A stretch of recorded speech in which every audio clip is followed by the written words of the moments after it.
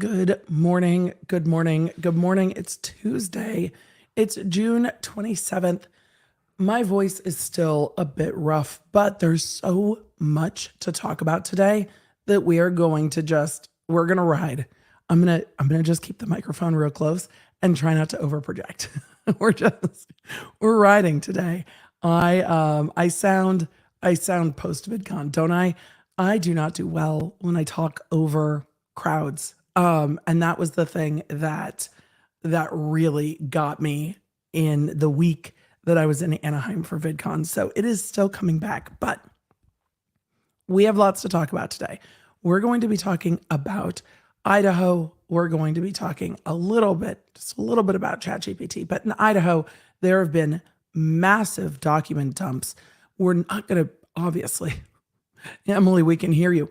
We're not going to be able to go through every single one, but we are going to go through kind of the top, I think, top interest, the DNA, the state asking for the death penalty, and we're going to go through the court denying the motions from the media and from Shannon Gray. So we're going to go through those things today. That is what I'm targeting. Things that we don't get done, we will go through on Thursday with some other stories. So really what I need to just do is rest my voice. I have not had adequate time to do that, obviously, because I still sound like this, but we've got throat spray, we've got hot water, and we're just going to lean in. Isn't there court today in Idaho? There should be a motion today with regard to the discovery, but I can't talk over court like this. I know I sound awful. I know I do. I know I sound awful. There's not much I can do about sounding awful. I have been resting. It just needs to recover, but I didn't want to miss y'all today. And I don't feel bad. My voice is just tired. So my body is also tired. VidCon is a trip, man. It was wild. Absolutely wild. So we will talk about that in the members only spaces as the voice recovers a little bit. Stuff always happens when I travel, so I'm not surprised there was a complete whole ass document dump. I'm not surprised at all. I got to meet a ton of creators. I'll talk about that in our members only when we do a bonus members only to do behind the scenes. I recorded tons of behind the scenes of like the places you can't get to at VidCon unless you are an all access, like a featured creator or a speaker or an all access pass. So I recorded all of that, like the backstage at Convention Center, backstage at the off-property hotel. It's going to be really fun to share all of the behind the scenes with y'all because there are two VidCons. There are two VidCons that go on. There was like the VidCon that you can buy a ticket for and go see panels and go jump into a squashmallow pit if you wait in line for like 6 hours. There's that VidCon. But then there's like the creator only VidCon. And that VidCon was fucking lit. It was so much fun. It was a lot of fun. And Warren, who you guys know in the chat is Octo Warren, and I were chatting, and Octo Warren, and it was kind of like watching your FYP walk around in real life, especially with the amount of TikTok creators that were there. It was very much like, oh my God, oh my God, oh my God, over and over and over for days. So that was really fun. At least I don't have strep throat like Phil DeFranco. How does Phil DeFranco have strep throat and sound better recording than I do? Like, it's just not fair. But I know he had to cancel his VidCon appearance because of strep throat. I don't have strep throat. I have a exhausted throat. Don't worry, members. I'm going to give you the full tea on all the snacks. We paid a lot of attention to the snacks. And some days we were like, there's not enough for the snacks. We're exhausted. All right, let us go. Question. Oh, we're going to do this. I saved that so we can do it when we get to Q&A. Aaron Sweet, turning 40 on Friday is very exciting. Very exciting. Happy 40th birthday. RK, I see your comment in the chat. That's hilarious. I'm trying to grab it, but it's zooming. Hold on. I need to have other uses for my throat right now. Oh, y'all. It was such a good time. I know I have been prone to losing my voice as long as I can remember. I wasn't even yelling. I didn't do the things. I didn't do the things. I didn't do any of the things. I was just talking in dry weather with a lot of background noise. I also broke a nail today and it hurts. You know what it is. All right, all the things. We're post-travel, we're a little bit of a mess. And there's a lot to talk about. So without further ado, we're going to talk about the things. A huge thank you to Streamyard. We had so much fun at the Streamyard booth. I'm a Streamyard ambassador. I think that's what we decided to call it. I don't know. I work with Streamyard. It was so much fun. We got to meet up with the Law Nerds at the Streamyard booth. That was so much fun. The Law Nerds were giving out little puddles that had little glasses on them. Oh, it was so good. Holly Brown said, I want you to meet Mama Tot. I want me to meet Mama Tot. I didn't see her. If I had seen her, I would have yelled like I did at James. James was, I think, the only creator I actually went, oh my God, at. I was like, James. James from Odd Ones Out. I lost my mind. I couldn't do it. I had absolutely zero chill. Zero chill. Zero chill. It was so much fun. But I got to chat with Carl Jacobs and a lot of the people on Mr. Beast team, which was really great. Smart creators. Tons of the executives from Google, which is a lot of who I talk to, and the rest of it. So we need to get into court or we're never going to survive. James who? James from Odd Ones Out. James from Odd Ones Out. I saw, we'll talk about all of the creators I got to hang out with later. So, all right, let's go. Kristen, not torture, I promise. I really wanted to chat with you guys about this. And the fact that I don't have a voice tortures me. I feel personally attacked by my own voice. We spent a lot of time with the fitness marshal team. Some of those stories are not for public consumption. No chill. I had no chill, which is nice because I don't think James from Odd Ones Out has any idea what I do on the internet. I was talking to two of the Try Guys, and they're like, "Wait a second, you do what now?" And I was explaining what I do, and they were like, "This is the greatest thing I've heard of." I'm like, "Right? It's the greatest.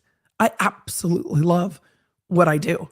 I love covering court. I love covering trials. I love talking to y'all so much." They're like, this is the best. This is the best. And it was so much fun. Which Try Guys? Keith and Zach. Keith is really tall. A lot of creators are really tall. I'm not tall in person. I really am 5'7". Like, I'm not tall. A lot of these humans are real tall. Real tall. Rainbow, the Minecraft streamer, so fucking tall. So tall. I'm average. Like, I'm not tall. I'm average.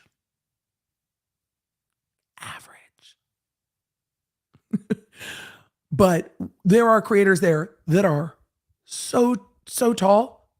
Attorney Tom, don't tell him I told you. Also real tall. Zachary, I'll take it. I do give tall energy. I am not tall. But some of the creators, some of the streamers I wouldn't have assumed are as tall as they are. Ludwig, also pretty tall. Ludwig was wearing a Twilight shirt. And I died. It was so funny. I was just like, Ludwig is a whole trip. So, anyway, let us get to the rest. In the members only, we will talk more about all the creators I met. Here's what I will say about every single person that I interacted with at VidCon and met. They were delightful. Absolutely delightful. I had fantastic interactions with everyone I interacted with. And I'm really, really glad for it. I was nervous. You never know, especially when you're meeting, TikTok creators that have like tens of millions of followers and stuff. You never know how people will be in person. People were lovely in person. Absolutely lovely in person. And that was really, really fun to see. Really fun to see. That people were just lovely. I got to talk to John Green. Lovely. I sent Hank all the Law Nerd wishes. I didn't ask permission, Law Nerds. I just did it. I figured you would all be on board. I knew it would be okay. I just did it. Got to chat with John's kids a little bit. They also got to meet James. We're all James Odd Ones Out fans. And I loved hearing how kind, especially the Minecraft and like animated creators were with the kids that were there. The writer, John Green. Yes, the writer, John Green. I mean, and he and his brother are the founder of VidCon. So good. All right. We will save the rest. I got to meet a Green brother. I know, I was dying. I will show the members the green room behind the scenes. Okay. Chat. Let us go. I need to swoop. We need to talk. We're going to talk about sanctions real quick. And then don't worry, members. We're going to talk more. Yeah, the John Green and Hank Green started VidCon. This was theirs before it sold and became its own like whole thing. It's so cool. All right. Don't worry. Sarah, we will talk in the members chat. Don't worry. We have lots more VidCon to talk about. But today we need to talk about sanctions. We do. I think I'm going to make this a quick bit. It's not going to be quick, but I like the quick bits bumper. Quick bits. Did I not roll the intro yet? I didn't roll the intro yet. Chat, you're wise. Emily, roll the intro. Okay. Hey there, I'm Emily D. Baker, the internet's go-to legal analyst, breaking down the legal side of the pop culture and entertainment stories we can't stop talking about. I'm a big fan of the cursey words. I've been a licensed attorney for over 17 years, but this is not legal advice. This is where the law nerds unite to talk about facts, not... Let's get into it. Chad, I know all of you are you're asking me about Big Boss Bose. I see it. Bose was amazing and lovely and great. And I never know if I'm supposed to say Boz or Bose. I think Boz. Maybe Bose. I'm going to go with both. We had a really nice chat. Like we chatted and chatted and chatted and chatted and chatted. And then she was like, we should get a picture. I'm like, we should get a picture. You have to send it to me. Because we were literally just like tucked into like... We will talk more about it on the members chat. Do not worry. I didn't share my screen yet. Being a streamer is so much fun. People are like, wait, you stream. Can we talk about these VODs? I'm like, no, streaming. Streaming is where it is. It's a whole different level. People are like, somebody was like, how do you know?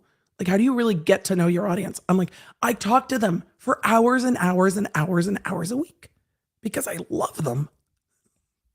How do you not talk to them? It's so much easier. So much easier to do this. All right. Look. There we go. All right. Should I swoop again? Because I fucked it all up the first 3 times. Sure. Kathy, when is the members only? I have not scheduled it yet because I need to see how my voice does. So I need to see how the voice hangs in and then I will schedule it. That's where I'm at with that. What we're covering now, I have coffee. What are y'all drinking? I didn't even ask. What are y'all drinking? Where are you coming in from? I just jumped right into chatting this morning. We didn't even get to do the warm-up chat stuff. But tell me what you're drinking, where you're coming in from. We're going to talk ChatGPT real quick because I wanted to see this for myself. For those of you that are not caught up on the ChatGPT lawyers, okay, these lawyers, this law firm, this dude from New York used ChatGPT for legal research and that submitted what ChatGPT gave them to the federal court as authority. And then the defense attorney was like, yo, I can't find those cases anywhere. So since I can't find those cases anywhere, could you maybe just show us where they are? Maybe just. And the attorney went, yeah, I got you.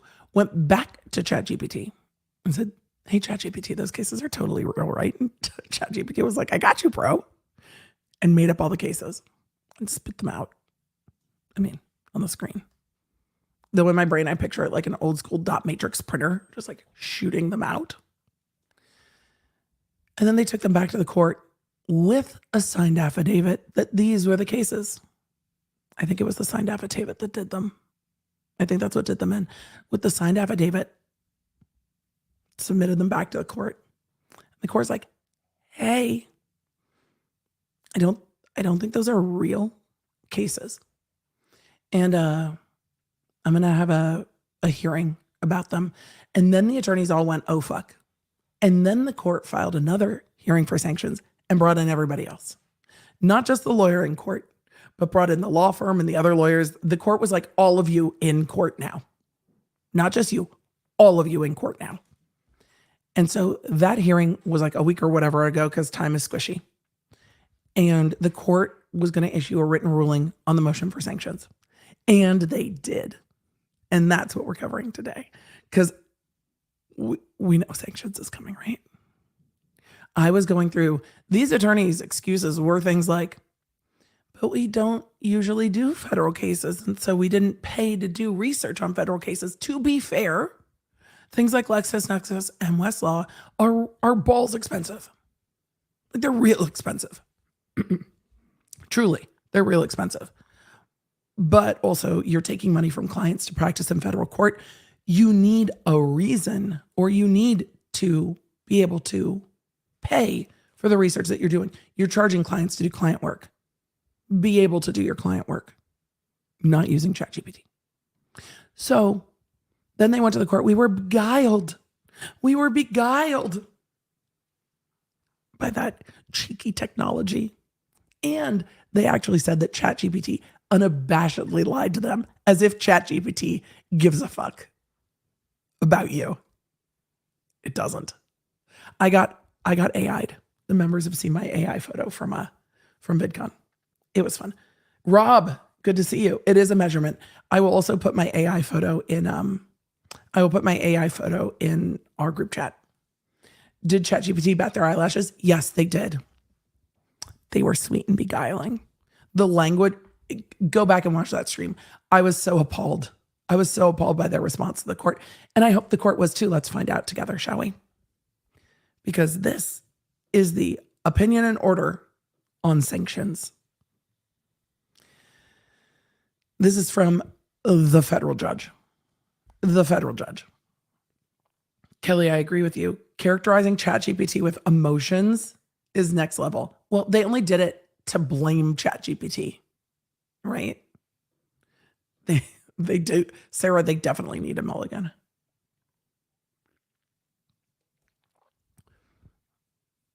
In researching and drafting court submissions, I didn't realize this was going to be court ASMR today, but here we are.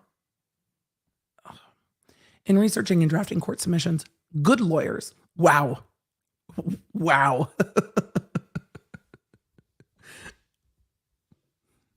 You can read the court. The court is saying good lawyers, not these dumb fuckers. Good lawyers. Wow. Good lawyers appropriately obtain assistance from junior lawyers, law students, contract lawyers, legal encyclopedias, and databases such as Westlaw and LexisNexis. Good lawyers. Not them. Not them.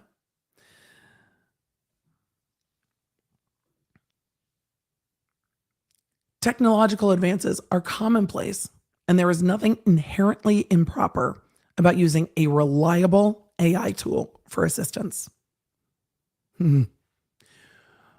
But existing rules impose a gatekeeping on attorneys to ensure the accuracy of their filings. These lawyers abandoned their responsibilities when they submitted non-existent judicial opinions with fake quotes and citations created by the artificial intelligence tool ChatGPT, then continued to stand by the fake opinions after judicial orders called their existence into questions. See, I was right. I don't say this often. No, I'm getting trolled. I don't often parade when I was right, but I am right.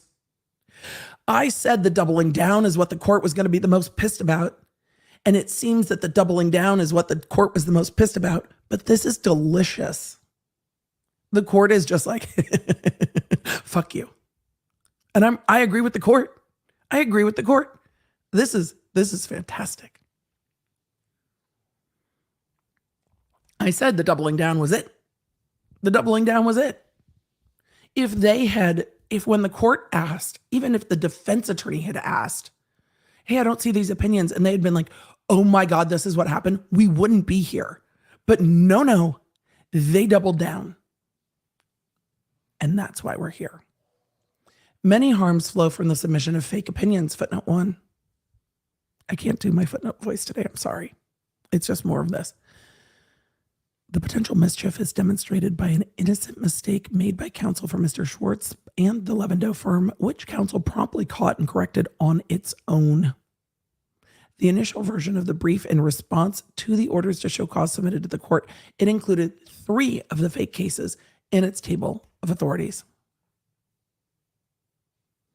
The court's time is taken from other important endeavors. The client may be deprived of arguments based on authentic judicial precedents. There is potential harm to the reputation of judges and courts whose names are falsely invoked as authors of the bogus opinions, and to the reputation of a party attributed to the fictional conduct. That ties in. That ties in to the ChatGPT defamation suit. Harm to the parties attributed with fictional conduct. That's what's happening in the other open AI lawsuit. That's exactly what's happening. I wonder if they're going to use this opinion to say, look, the court acknowledges that harm can happen here when a party has fictional action attributed to it. It promotes cynicism about the legal profession. Lawyers do that well on their own. And the American judicial system. And a future litigant might be tempted to defy a judicial ruling by disingenuously claiming doubt about its authenticity. I didn't even think of that. The narrative leading to sanctions against respondents included the filing of the March 1st, 2023 submission that first cited fake cases. But if the matter had ended with respondents coming clean about their actions shortly after they received the defendant's March 15th brief questioning the existence of the cases, or after they reviewed the court's order of April 11th or 12th requiring production of the cases, the record would look quite different. Now, I said that. Here's the thing. The court is not writing this just for the benefit of these lawyers. The court is writing this for the benefit of all lawyers. If a mistake is pointed out and you go, oh my God, I see the error, and you deal with it, it is going to go better for you. I tell my kids this all the time. All the time. It was the doubling down that has pissed off the court and all of us. The law nerds are also angry. I might need to whisper the whole thing because I actually sound better like that. If they had just come clean, the court says the record would look quite different. Agreed. Instead, the individual respondents doubled down and did not begin to dribble out the truth until May 25th. I love that double down and dribble are in the exact same sentence. This is delightful.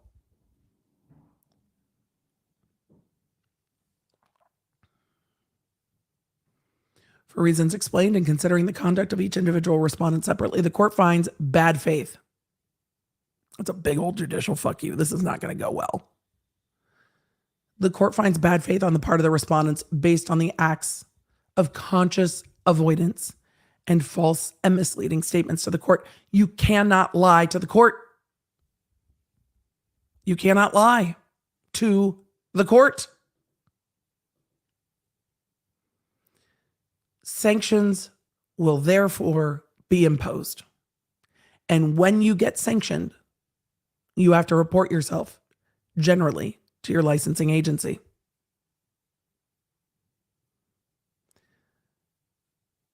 That's Rule 11 on sanctions. Findings of fact. Oh, bad. Oh, bad. Oh, bad. This is bad for them. The court is making factual findings. This is also going to go to their licensing agency because they are going to all have to self-report. Sorry, my nail still hurts. So if I keep looking at my finger, it's because my nail still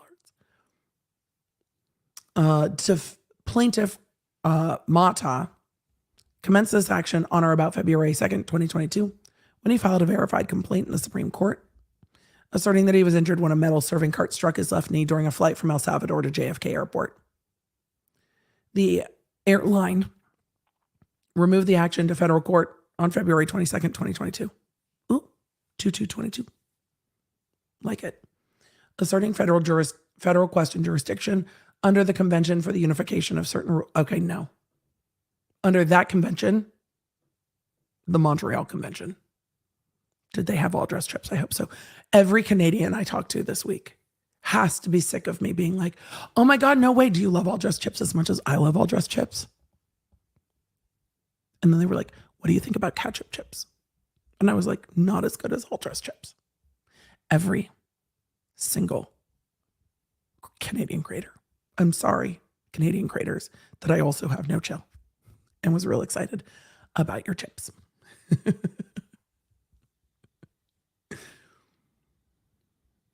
Schwartzy, which is what we have named this lead research attorney, had been the attorney listed on the state complaint, but the removal to federal court, LaDuca of the same firm, noticed the appearance.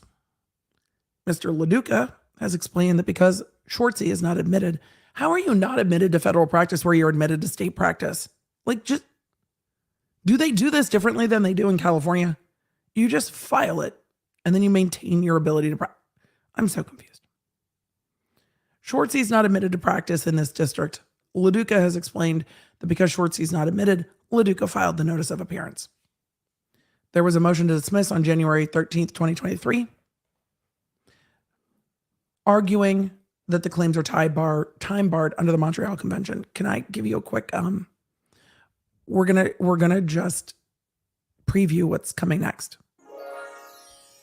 If you remember, all of these cases came up in arguing the motion to dismiss. And Mata, the dude that was injured on the airplane, arguing against the motion to dismiss and bringing up case law saying, look, we are not time barred. Guess what the court did right after these sanctions were issued? The court dismissed the case because it was time barred. So this case is also done. So the attorney got sanctioned and they lost. Yep. On January 18th. This is the rundown that we've already gone through.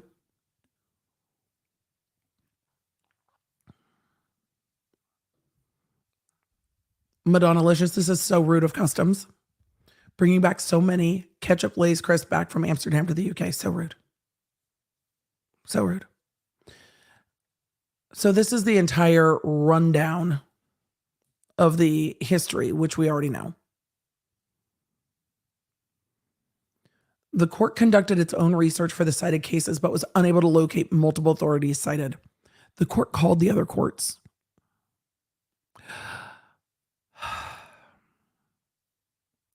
Schwartz testified at the hearing. Hold on. We're backing up to the testimony. I want the testimony. I'm still going to read the transcripts for y'all. I just haven't had time.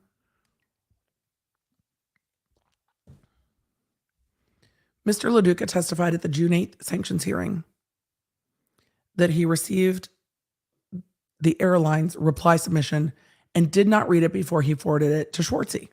Schwartz did not alert LaDuca of the contents of the reply. He's like, my name's just on this stuff. It's fine. As it was later revealed, Schwartz had used ChatGPT, which fabricated the cited cases. Schwartz testified at the sanctions hearing that when he reviewed the reply memo, he was operating under the false perception that this website could not possibly be fabricating cases of its own. When he just made it up, he just decided. He was just like, He stated, quote, I just was not thinking that the case could be fabricated. So I was not looking at it from that point of view. Your Honor, it was too good to be true. I didn't want to look any deeper at it. Quote, my reaction was, ChatGPT is finding that case somewhere. Maybe it's unpublished.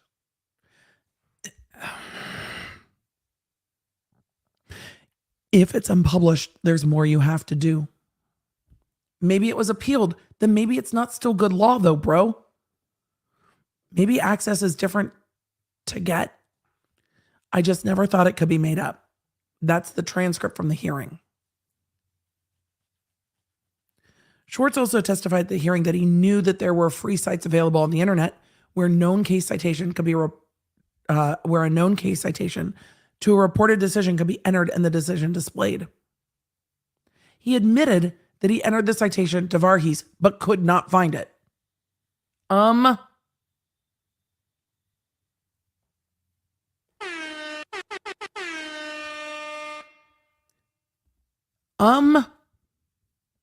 That's a massive red flag. Maybe it's unpublished. Okay, then you're not citing it. Maybe it was appealed. Then it might not still be good law. Maybe I couldn't find it. Then why do you cite it to the court? What are you doing? Maybe it's time for a vacation. From the practice of law. The court. I can't VO this the way I properly want to. I'm sorry. The court. Did you say, well, they gave me part of Varghese. Let me look at the full Varghese decision? Schwartz. I did. The court. And what did you find when you went to look up the full decision? Schwartz. I couldn't find it. The court. And yet you cited it in a brief to me. Schwartz. I did. Fuck. Schwartz. I did. Again, operating under the false assumption and disbelief that this website could produce completely fabricated cases. And if I knew that, I obviously never would have submitted these cases. You couldn't find them anywhere. You couldn't find them anywhere.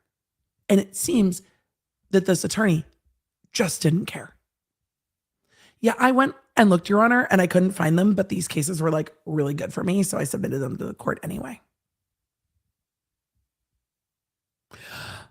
Oh, the audacity. That is fucking bold. The footnote to the transcript. Footnote 3.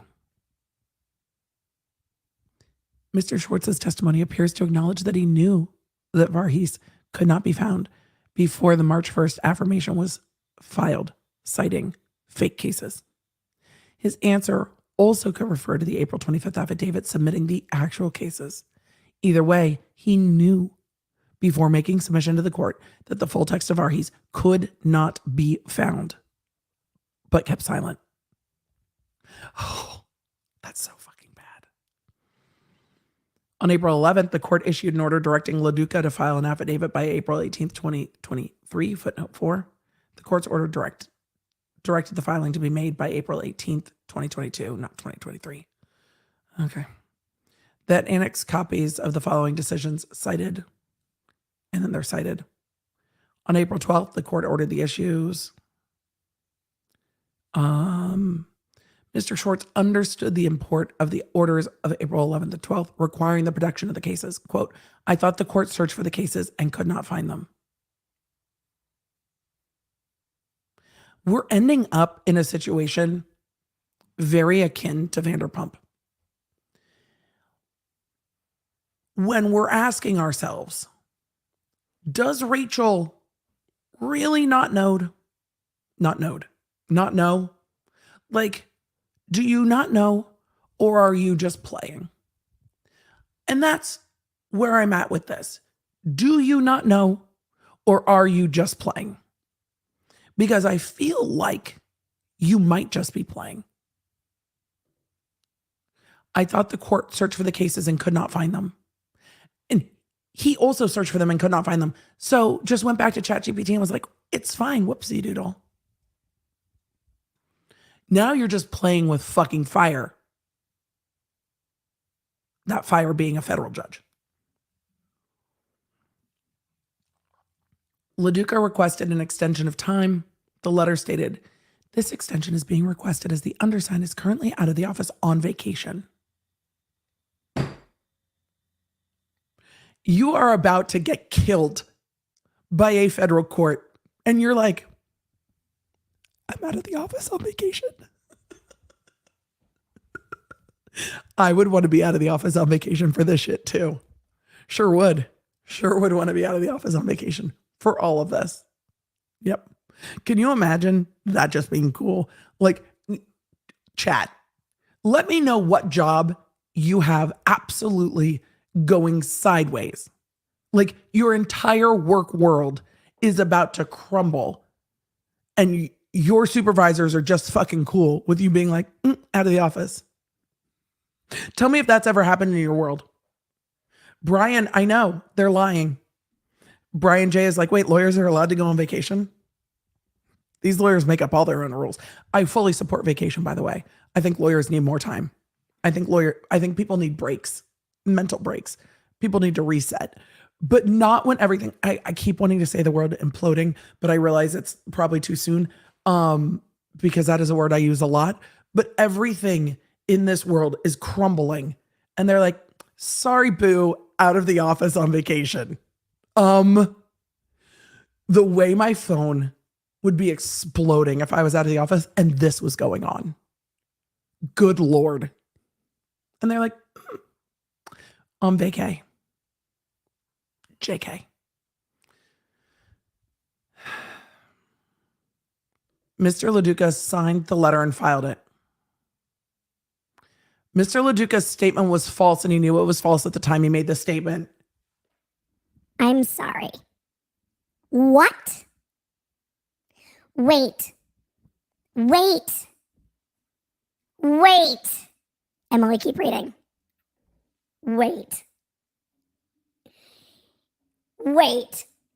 Filed an extension of time to the court, saying that they were out of the office on vacation.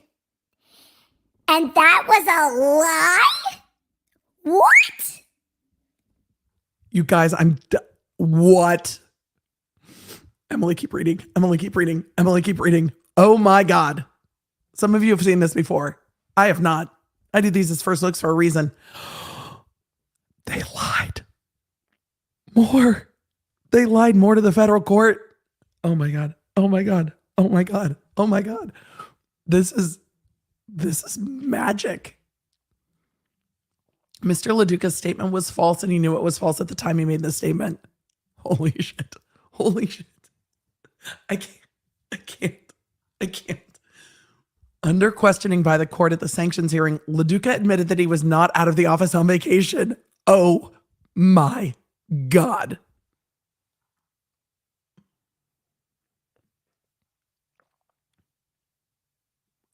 What? I can't. What's this happening? How are these lawyers? The amount of attorneys I know that turn themselves inside out to do their job well, and these bros are just out there lying to federal courts like nothing is going to happen to them. Oh my God. Lawyers out there. You know, the lawyers that have stayed up at night because they auto-corrected Kevin Hart's name to Kevin Hart for an entire filing, and Emily gave you a hard time on the internet about it. It's because I was delighted. It was funny. The lawyers who have made themselves into a cat on a Zoom call and beat themselves up about it because sometimes technology. Stop it. Y'all are good. Mistakes happen. These lawyers are lying like there's nobody's business. So look, if you're not these lawyers, Murdaugh, Girardi, you're doing good. Cut yourself a break. You're doing a good job. Don't be so hard on yourself. All of us hold ourselves to standards that are ridiculous, except for these attorneys who are just like, meh. How? Okay, we're going to keep reading. We're just going to keep reading. This is so fucking shocking. The Big Kapowski, where are you in the chat? Hold on, I'm trying to grab this. Yes, I was just saying that my job anxiety is bad right now, but this made me feel way better. All of you need to feel way better. Mistakes happen. These fools are out here willfully lying to the federal court. Y'all are doing okay at your job. Ask for the day off that you need and deserve. Y'all are doing good. Because this is wild. Let's see what the excuse is, huh? I'm going to yell so much it's going to make my voice better. It's great. I'm here for it. I'm here for all of it. Mr. LaDuca testified, quote, "My intent of the letter was because Mr. Schwartz was away. But I was aware of what was in the letter when I signed it. I just attempted to get Mr. Schwartz the additional time he needed because he was out of the office at the time." What in the fucking Sandoval is happening here? LaDuca and Schwartz are covering for each other the same way Sandoval, Jackson, Schwartz do. This really is Vanderpump Rules lawyer edition. But instead of lying to Lisa about whether Raquel spent the night or not, you're lying to the federal court about whether you're on vacation or not. What the fuck? Oh, the common sense is just missing. Your Honor, Schwartzy was on vacation and I needed more time. You know what it should have said? You know what it should have said? It should have said, Mr. Schwartz is on vacation. Mr. Schwartz did the research on this case and therefore we need more time. That's all. My intent. What you said was that this extension is being requested as the undersigned is currently out of the office. LaDuca is the undersigned.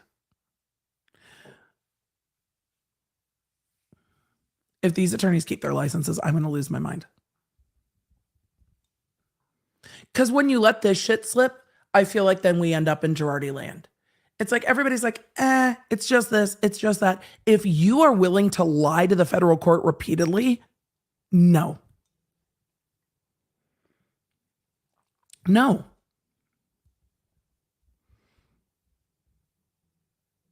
The court finds that Mr. LaDuca made a knowing false statement to the court that he was out of the office in an attempt to induce the court to give him an extension. The lie had the intended effect of concealing Schwartz's role in preparing the affirmation and the affidavit, concealing LaDuca's lack of meaningful role in confirming the truth of the statement. This evidence of subjective bad faith of Mr. LaDuca. You fucking lied. That's bad faith. Mr. LaDuca executed and filed the affidavit that annexed the purported copies or excerpts of all but one of the decisions. LaDuca stated that I was unable to locate the Zimmerman case.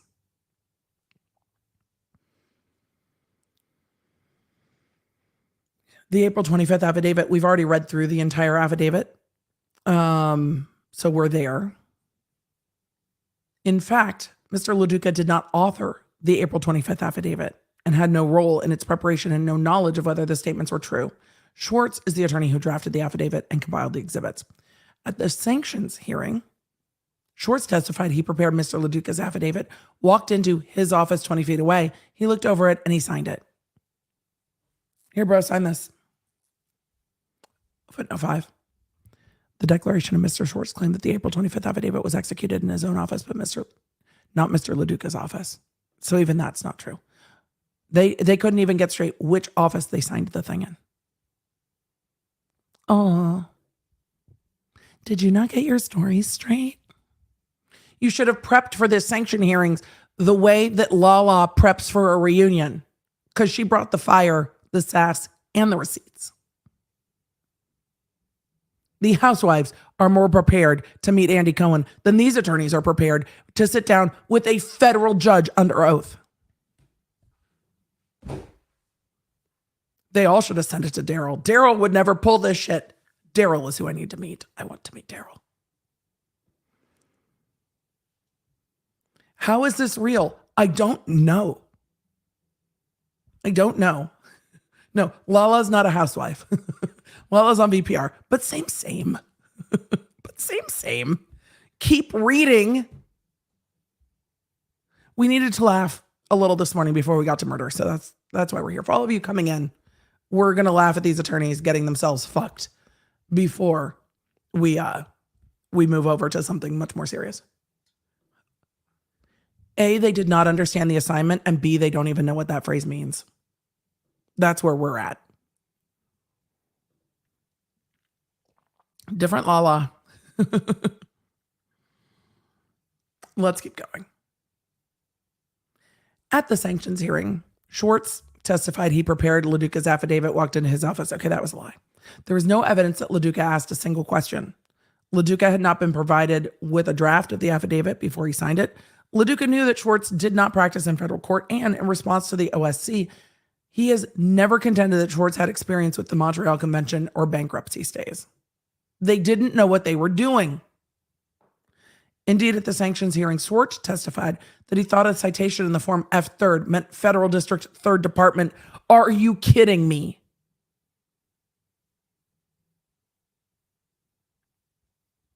Lawyers everywhere just gasped.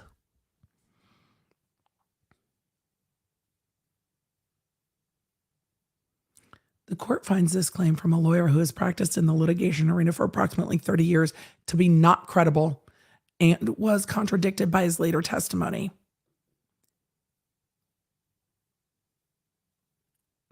See transcript 34. The court, and F3rd is the 3rd edition of the Federal Reporter, correct? Mr. Schwartz, right.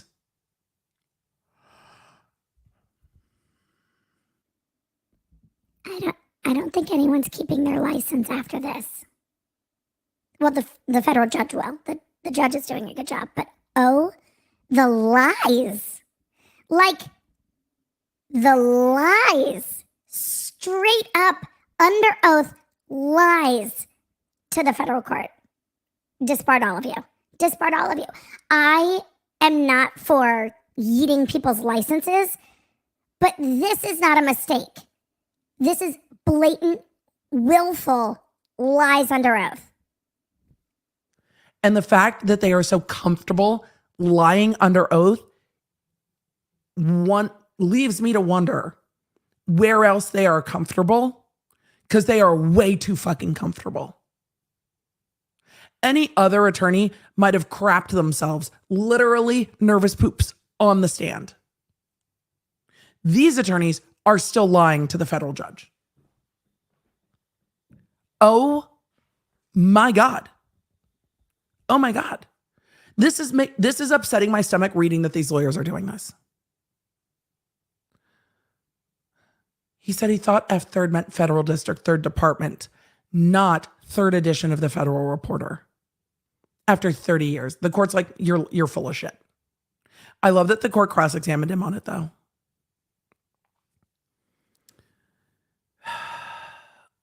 I can't eat. This is worse than I thought it was going to be. I thought they would be groveling to the court, like almost out of a movie. But no, they're still lying. So yeah. Oh, Chelsea, we're going to do a dramatic reading of the transcript. Don't worry.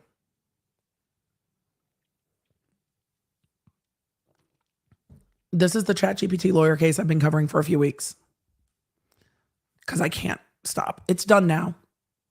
I'll cover the transcript, but it's done now because the case got dismissed. I hope that every lawyer that practices in the area of malpractice calls this plaintiff and says, hey, boo, we'd love to represent you as you sue your lawyers, because that's what's coming next. These lawyers sort of, we'll get there. I see a lot of motions for code red. Yeah, I still need to put my gavel sound on the, I need to put my gavel sound on the soundboard. Here we go. Motion for code red. Granted. For those of you that are flash sensitive or new here, code red flashes until the music stops. We are going to code red in 3, 2, 1.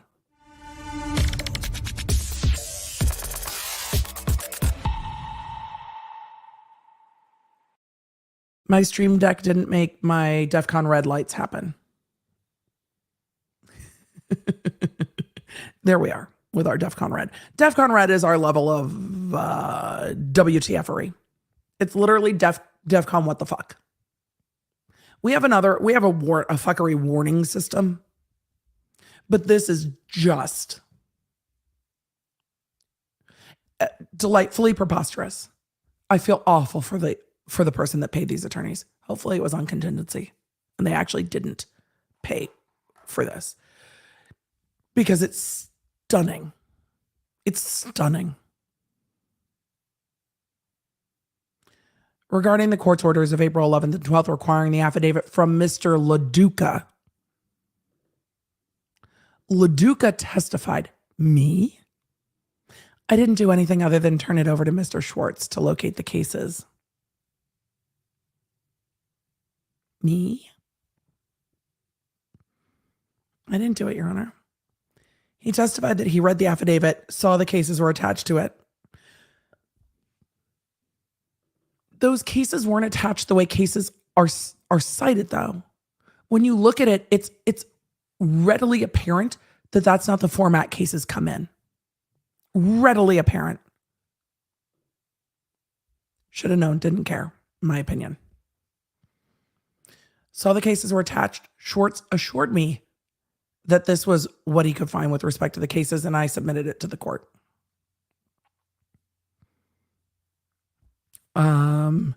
They're going through the fake cases. I'm not going through the fake cases. We'll do that another time, because it looks like the court goes through them thoroughly. I want to get to the court's ruling. Oh, here we go. More transcript. In his affidavit filed May 25th, Schwartz stated that he relied on ChatGPT to supplement the legal research performed.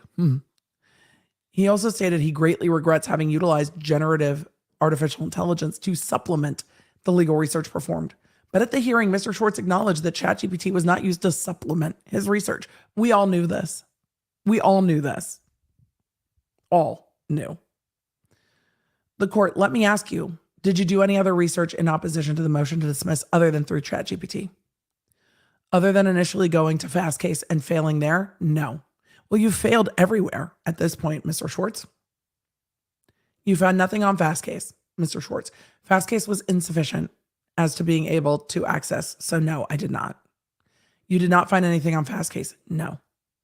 In your declaration in response, the court is just nailing him down on the lies. In your declaration in response to the order to show cause, didn't you tell me that you used ChatGPT to supplement your research? Yes. Well, what research was it supplementing? Exactly, Your Honor. Exactly. It wasn't supplementing shit. It was all of the research. Words have meaning. And when you are, I will give people grace in, when you're streaming, when you're angry, you give people grace on words have meaning, right? When you are writing it in a motion to federal court that you are rereading, you are held to the meaning. When you are under oath, you are held to the meaning, right? There's no grace here. Pick your words carefully. Well, what research was it supplementing? Well, I had gone to Fastcase and I was able to authenticate 2 of the cases through Fastcase fast case that ChatGPT given me. That was it. But ChatGPT was not supplementing your research. It was your research. Correct? Correct. It became my last resort. So I guess that's correct. It was your only resort. Did you wait till the last minute, my guy? Schwartz's statement in his May 25th affidavit that ChatGPT supplemented his research was a misleading attempt to mitigate his actions by creating a false impression that he had done other meaningful research on the issue and did not rely exclusively on an AI chatbot when, in truth and in fact, it was his only source of substantive arguments. Footnote 12. Lewis Carroll, Alice in Wonderland. Oh my God. Oh my God. The court's footnote is quoting Alice in Wonderland. Here we are, through the rabbit hole. Take some more tea, the March Hare said to Alice very earnestly. I've had nothing yet, Alice replied in an offended tone, so I can't take more. Quote, you mean you can't take less, said the Hatter. It's very easy to take more than nothing. All the way down the rabbit hole. This is just so good. I'm simping for this federal judge. Really, just, I love this so much. And I don't know if this was the judge or the research attorney, but whoever decided to put this in the footnote is my favorite. Just thank you. The tea is all there in the footnote. I didn't have Alice in Wonderland on my bingo card in a federal ruling today either, Jessica. It's just, I love this judge. I love this too. I love this too. We live somewhere through the rabbit hole now. We are on the other side of the looking glass. I don't know what's happening, but I love it.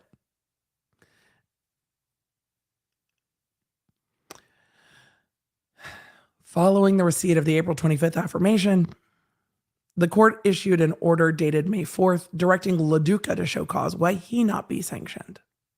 LaDuca submitted an affidavit in response, which also annexed an affidavit from Mr. Schwartz.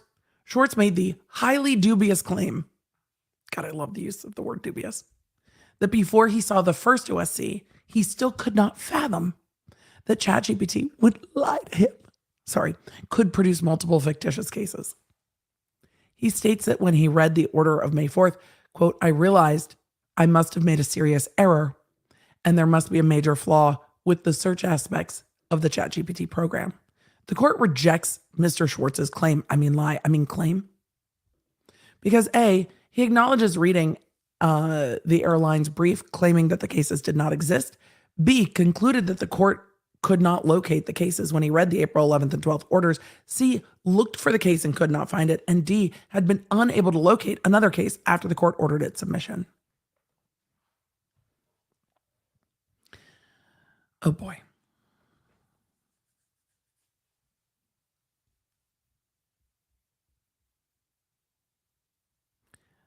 Schwartz's declaration of June 6 offers a different explanation and interpretation and asserts that those same ChatGPT answers confirmed by his then growing suspicions that the chatbot had been responding without regard for the truth.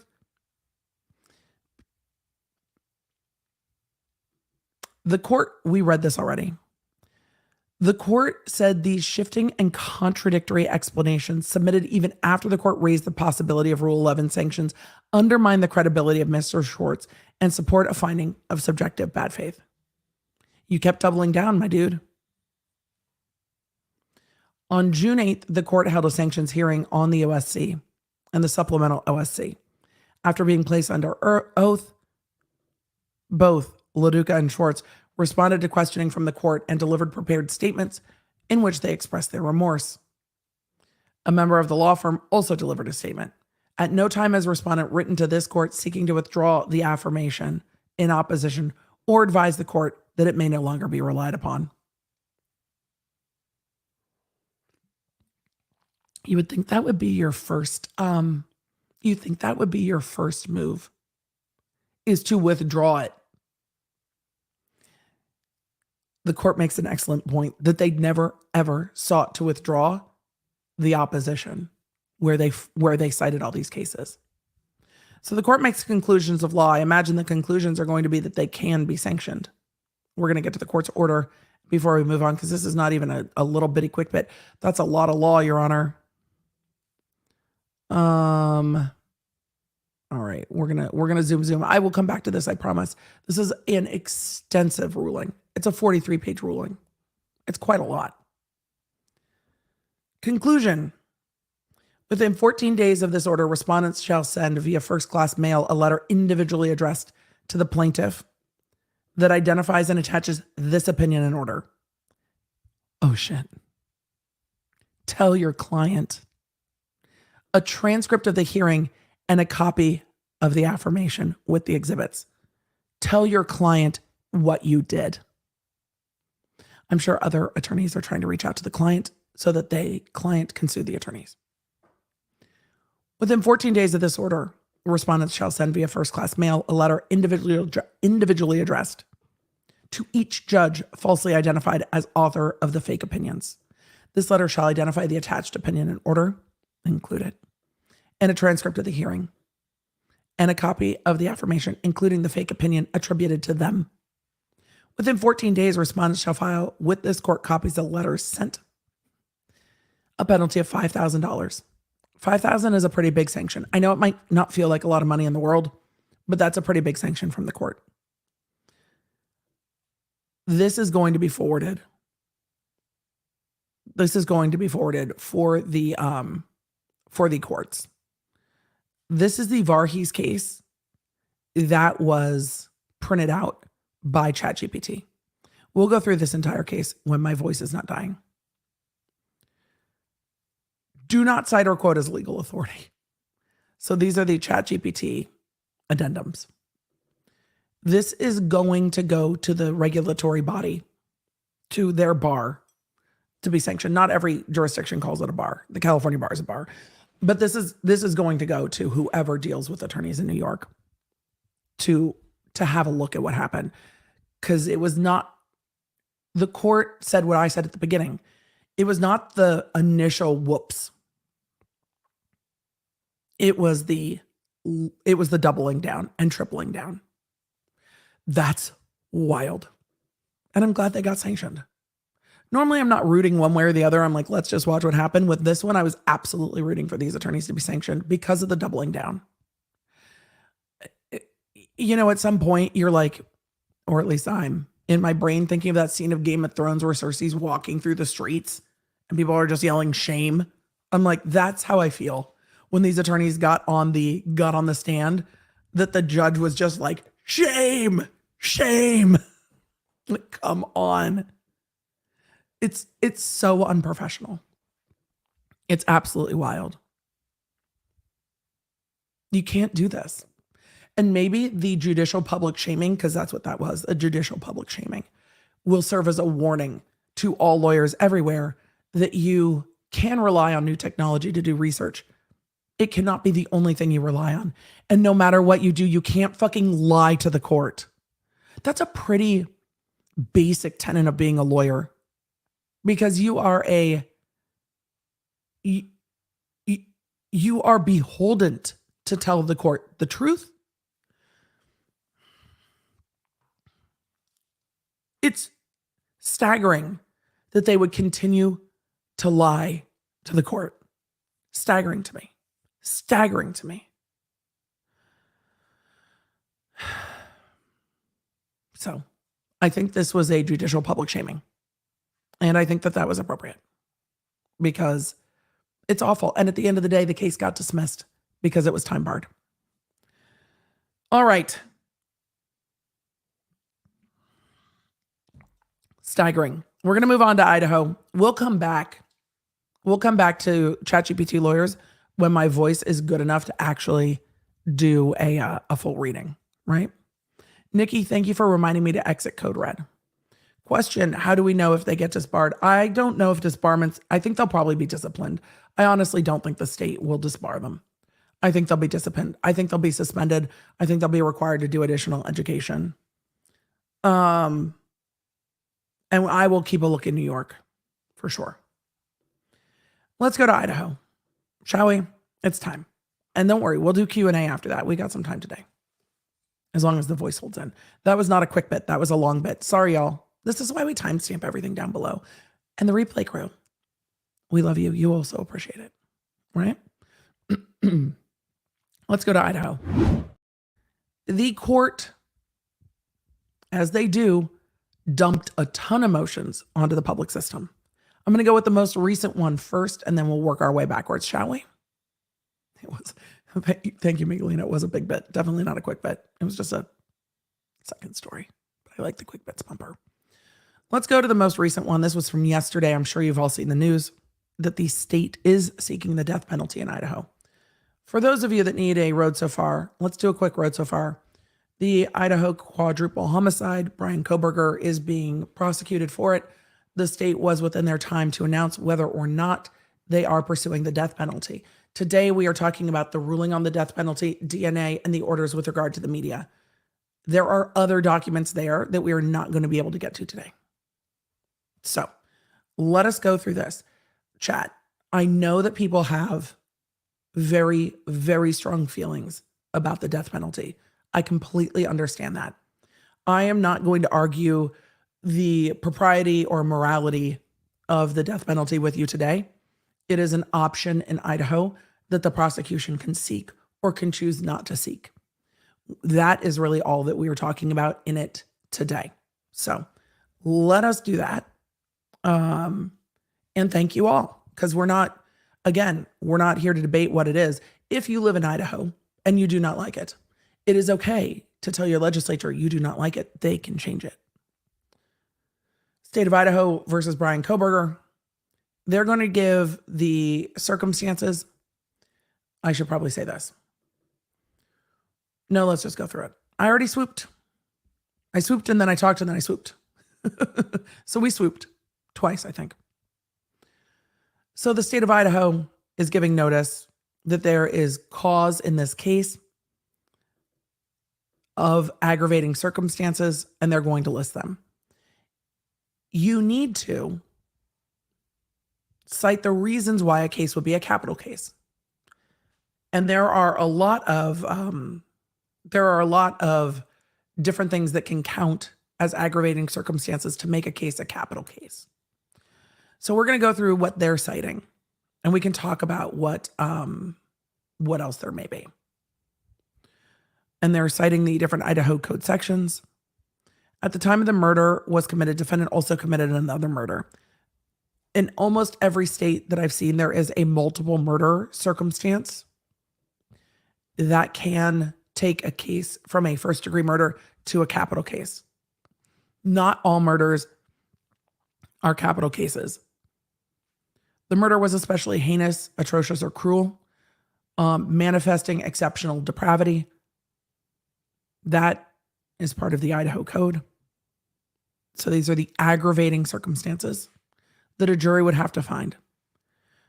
By the murder or circumstance surrounding its commission, the defendant exhibited utter disregard for human life, and the murder was committed in the perpetration of or attempt to perpetrate arson, rape, robbery, burglary, kidnapping, or mayhem, and the defendant intended a killing or acted with reckless indifference to human life. I have feelings about that, and I'll tell you in a minute. The defendant, by his conduct, whether such conduct was before, during, or after the commission of the murder, has exhibited a propensity to commit murder, which will probably constitute a continuing threat to society.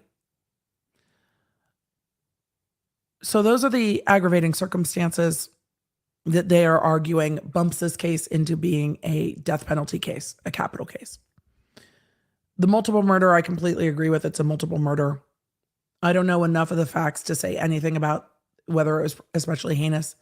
It is a stabbing. I imagine that when the facts come out that will fit. Same with the utter disregard for human life. I imagine the facts that they have, it will fit. The murder was committed in the perpetration of a burglary. I don't know. I think there's a difference. And this is something that came up in the capital cases I dealt with, where it was like a robbery and then somebody was killed, or it was another type of a crime, and that crime was happening and then someone was killed. I personally, on the facts that we have seen so far, do not think that this was supposed to be a burglary, like going into the house to steal something and then you murder 4 people because they interrupt your burglary. It seems that this was a breaking in and entering to commit the murders, not that the murders were committed because there was a breaking. They might have known more, but they charged the burglary in this case. I think that the burglary was, and I don't think they'll be able to argue this when we get down to it. I think they broke in, whoever committed this crime, I think they broke in to commit the crimes, not the other way around. And so when they talk about the burglary, because they have to prove the burglary, when they talk about the burglary, I think the argument is they broke into the home to commit the murders. But then that doesn't, I think, count under this code section.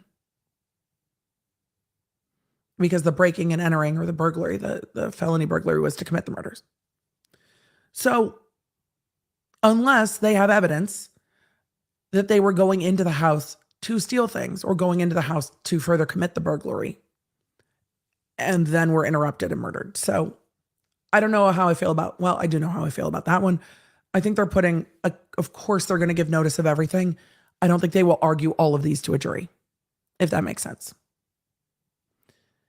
And then we'll see if the other section, continuing threat to society, is just because it was a quadruple homicide. So I think the multiple homicides really is what the biggest part of this is. So that's where we're at. But I don't think the burglary will be the thing they argue to the jury. The state gives this notice based on the fact that it is not identified or been provided with any mitigating circumstances sufficient to prohibit the triers of fact from considering all penalties authorized by the Idaho legislature. Well, and we know this, right?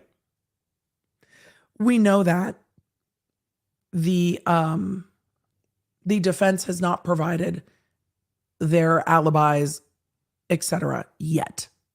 But the state was on a timeline to provide this, and they're within that time. So this had to be done by the end of the month. So we knew this was coming. Consequently, considering all the evidence known to the state is compelled to file this notice of intent to seek the death penalty. What does that mean? Let's talk about what that means real quick. This means that the state is filing their intent within the adequate period of time. They don't have to, at the end of the day, seek the death penalty.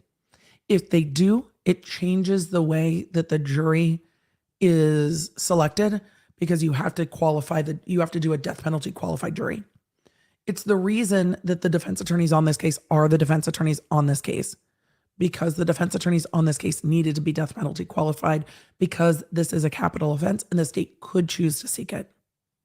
This could change down the road. The state could change their mind. Other information could come in that makes them change their mind, or they could do a plea deal. I don't even know if they're interested in that. They probably aren't, but it could happen. So when we will know for sure when they start qualifying the jury, if that helps. But they had to give notice now because the defense needs to know. A death penalty qualified jury is a whole different process. A lot more information is gathered from the jury. And I see the question in there. Sarah Justice said, what makes a jury death penalty qualified? It's the way that they're questioned when they're seated. Normal juries aren't asked about the death penalty when they're just selected, because they don't have to decide that. And what will happen is there will be a guilt phase where they decide if Bryan Kohberger is the person that did the thing. And after that phase, if Bryan Kohberger is convicted, then there will be a trial, a second part of the trial on the penalty phase, whether he should get the death penalty or life without parole. Guilt phase first, and then, so when the jury comes back with a guilty verdict, if a jury comes back with the guilty verdict, then they still have to do another trial. They're not done. And then when they do the other trial, they get to decide what the penalty is. Hopefully that makes sense. I'm going to keep questions till we get to Q&As. Don't worry. So I've got it. Let's do same jury. Yes, me. We're going to do questions later. No, same. Yes, they are seeking the death penalty, or they've given notice that they're seeking the death penalty. And yes, it's the same jury. So the jury has to decide guilt and then punishment. Normally, a jury just decides guilt and the judge decides sentencing. This is different because the jury decides sentencing. Same jury. So they decide a guilt verdict and then they're not done. Then they stay and do the next phase. They do the penalty phase. And that's common unless you see a case like the Parkland shooter case where they admitted guilt, like, yes, I'm the one that did the thing. And then they only had a jury decide penalty. If that makes sense. And that can happen too. I don't think that's going to happen here. I don't see that happening with all the motions here. All right. Let us continue. Life by Ashley. A jury does not have to be pro-death penalty, but they have to be able to consider it. Because there are some jurors who was like, I could never make that vote. And if they cannot make that vote, they will not be on the jury. They have to be able to make that vote. When will they pick a jury? When trial starts. Trial right now is slated for October. I think it'll get pushed. All right. Let's talk about DNA. Shall we? Or do we want to talk about the media motions? Let's talk about DNA first. There are so many motions that were just filed. Notice of hearing of defendant's second motion to compel. This should be today at 1:30 local time. Yeah, that's today at 1:30 local time. So maybe we will see video of that later today. Declaration of Ann Taylor in support of defendant's third motion to compel. Defendant's third motion to compel. We're doing the third motion to compel. Let's talk DNA. And then we will talk media. Good. All right. Does the death penalty make sense to all of you? Or at least how I explained it? Yes. If you still have questions, we will get to Q&A and I will answer the questions that I can. Good. Okay. Just to be clear, all of those circumstances don't have to exist. So when they're talking about arson, burglary, kidnapping, it's or. These are ors. In the perpetration of or an attempt to perpetrate any of these: arson, rape, robbery, burglary, kidnapping, or mayhem. So these are ors. Or. I mean, they can be ands, but they're ors. So if there is a killing in the commission of an arson, it can be a special circumstance case in Idaho. Same with rape, robbery, burglary, kidnapping, or mayhem. So if you kill someone in the commission of a kidnapping, it can be a special circumstance case, even if it's not a multiple burner, even if the other things don't apply. But there's also a or defendant killed, intended to kill, or acted with reckless indifference to human life. So this one is probably used, this code section 2515 is probably used quite frequently, or 2515 9G is probably used quite frequently, right? And can be. So mayhem, it depends on the state, but mayhem is actually a charge in some states. California has a mayhem statute. All right. Defendant's third motion to compel discovery. This is the DNA motion that I'm sure some of you have seen talked about. Mayhem is court approved, but not general chaos. We'll talk about mayhem later. We can. I was trying to grab a question. All right, I grabbed it. Let's keep going. Defendant's third motion to compel discovery. For those of you that have not been following along every single hearing, it's totally fine. There is an ongoing dispute over discovery. In a lot of cases, this ongoing discovery is just done at a hearing. In Idaho, they are doing this in written motion discovery, which is, again, fine. This is local court by local court.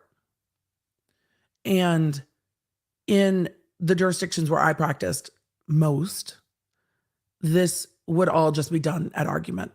Like, Your Honor, we need to hear a motion to compel. And it would be mostly done in front of the court. They said they gave us this. They didn't give us this. We wanted that. This wouldn't be done as fulsomely in written motion. Which makes me wonder if this is common to Idaho. I need to ask Andrea Burkhardt if this is common to Idaho, that this is done so much in writing. Because I would be like, oh, you want me to write all the time? No.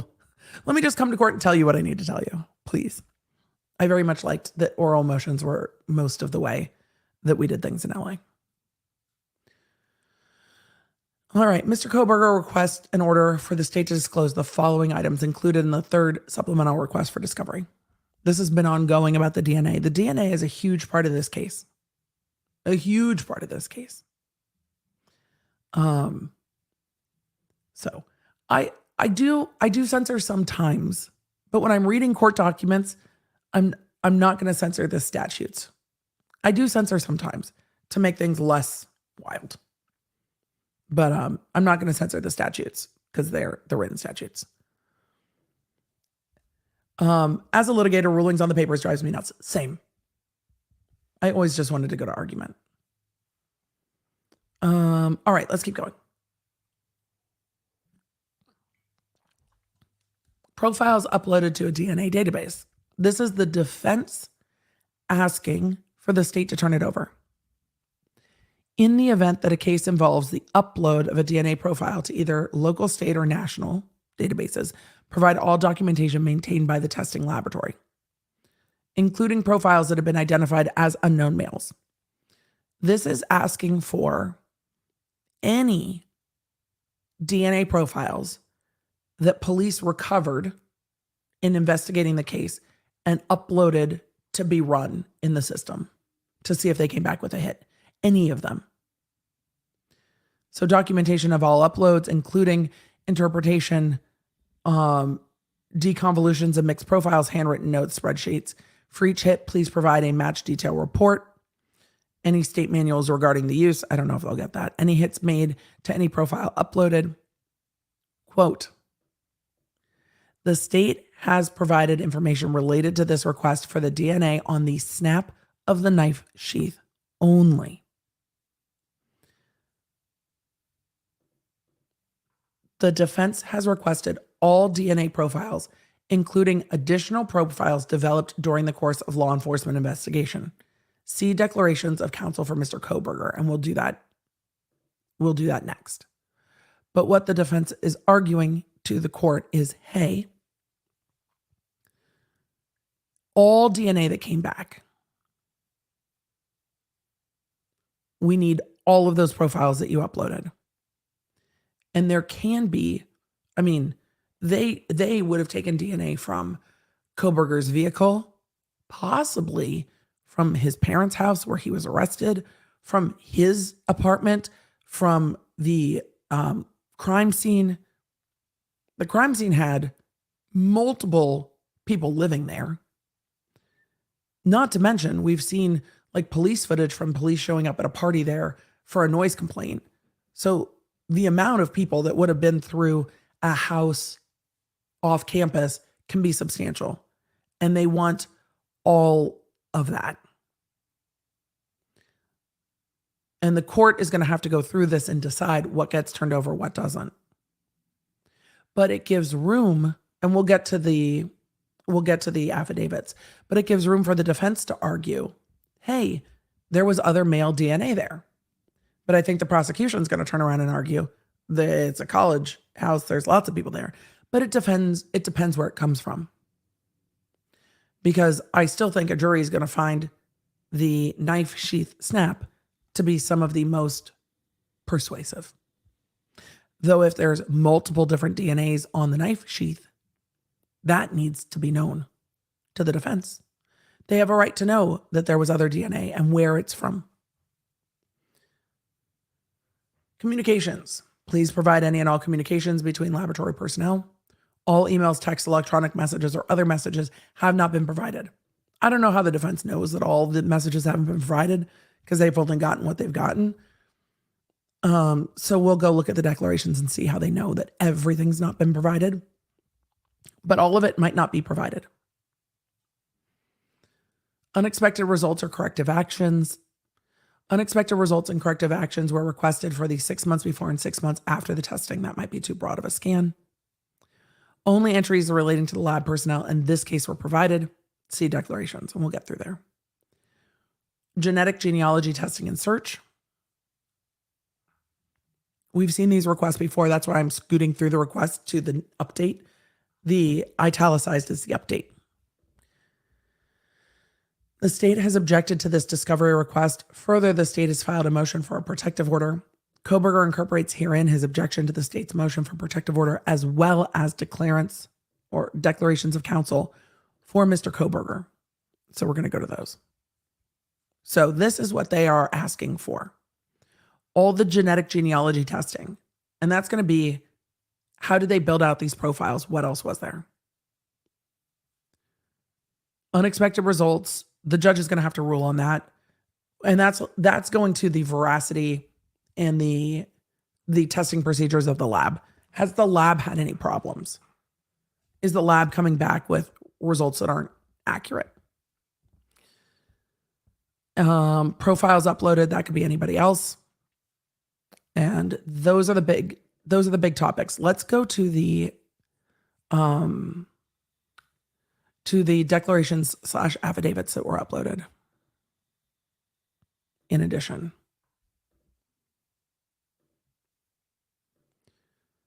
All right. This is the declaration of defense attorney Ann Taylor.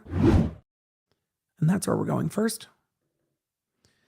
Oh my God, why is it 26 pages long? No. No. Why is it so long? Declaration of Ann Taylor. This is where we're going to learn all the information, though. So that's why we're going through it. Request 3 profiles uploaded to a DNA database. What I want to know is, how does the defense know that there were 3? It's got to be in the stuff that was already turned over, right? That's not a guess you would make as a defense attorney. That's something you would know. Counsel for Kohberger filed a specific request. Request 3 profiles uploaded to a DNA database.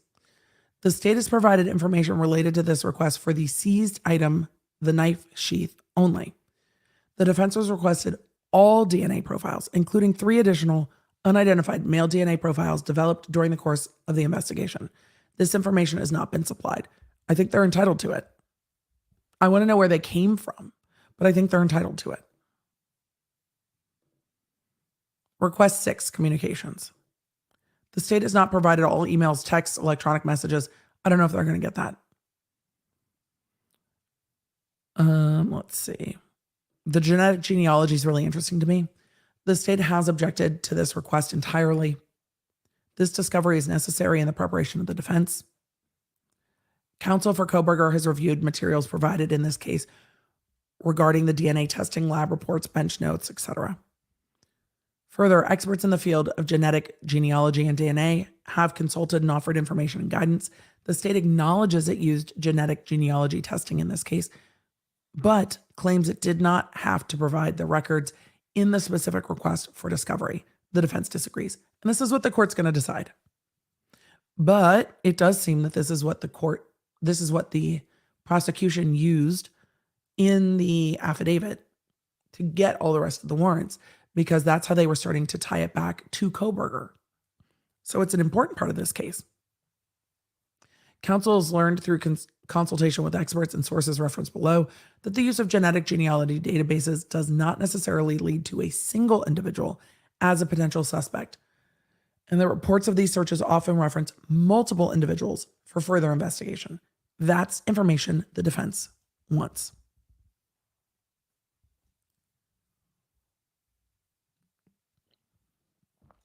Of course they want it, especially if it's, I don't know if Bryan Kohberger has brothers or cousins or uncles or whatever, but that's what they're going to want.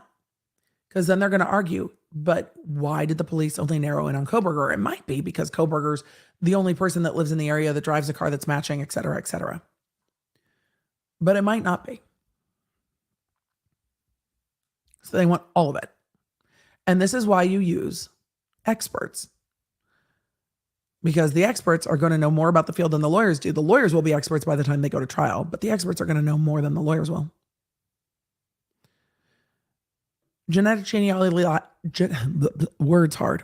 Genetic genealogy labs do not generate a profile in the same way that forensic labs do, and therefore cannot be a direct comparison between the data obtained in this case by the Idaho State Forensic Crime Lab and the private lab. The tests used by private labs are either SMP, and when I say that, I just think of the Dream SMP, not the SNP, because that's where I've been all week in the world of, basically in the world of the Dream SMP.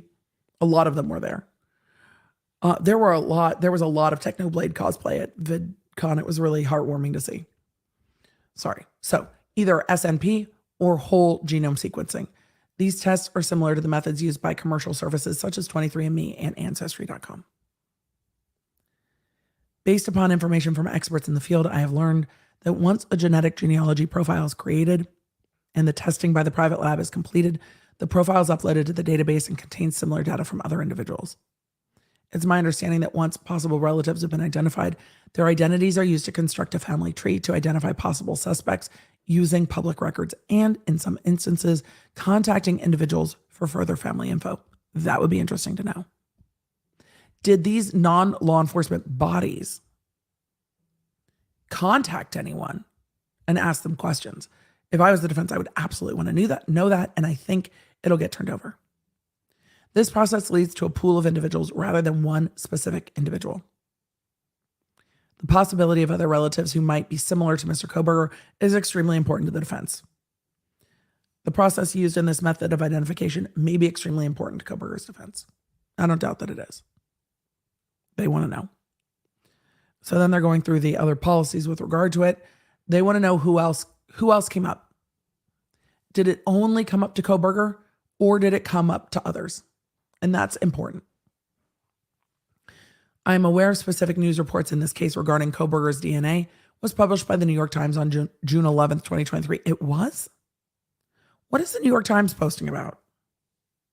That quote, FBI personnel worked with the profile that Otheram, I don't know what that is, had produced. It sounds like a name. Spending days building out a family tree that began with distant relatives. That must be, or that might be the site where they got the genetic profiles from. But I zoomed.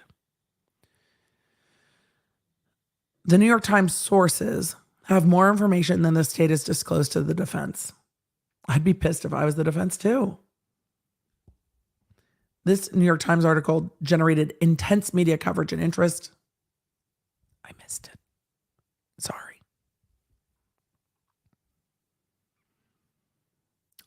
In this New York Times article, sorry, I got that. The scope of which is explained in the True Scope report attached as Exhibit D.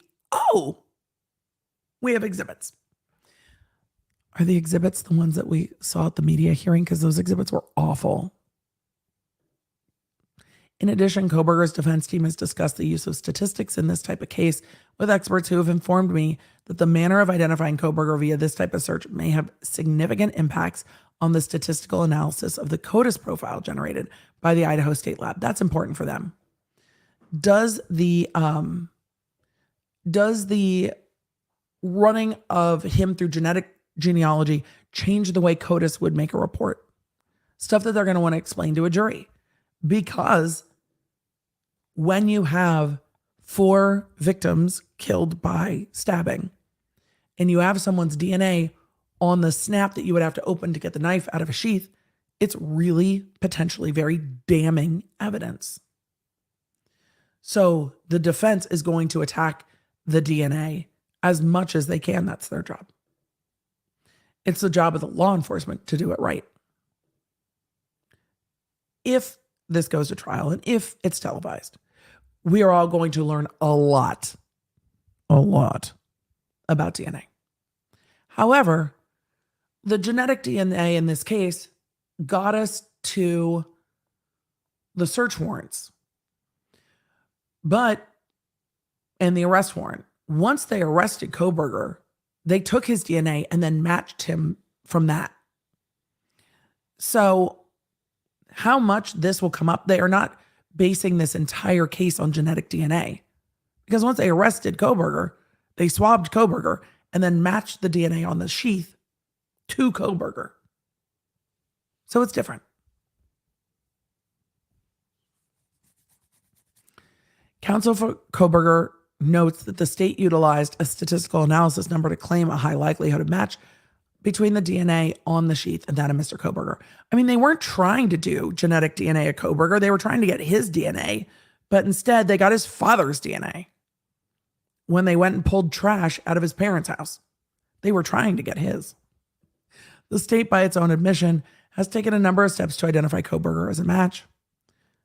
The statistical probability is not an absolute. No statistical probability is an absolute. The size of comparison sample and the nature of the search are important to ascertain conclusion bias. Kohberger has a right to effective assistance of counsel. He has a right to confront evidence. Yes, agreed. Yes, agreed. So this is the announcement that they're going to be using genetic DNA from the state. Let's see what else is attached. New York Times, Mike Baker article. No relation that I know of. Maybe I should do genetic genealogy DNA. Oh, this is going through all the people talking about and all the other media picking up this report. The Boston Globe, the Seattle Times, the Republican Herald, the Buffalo News, the West Hawaii Today,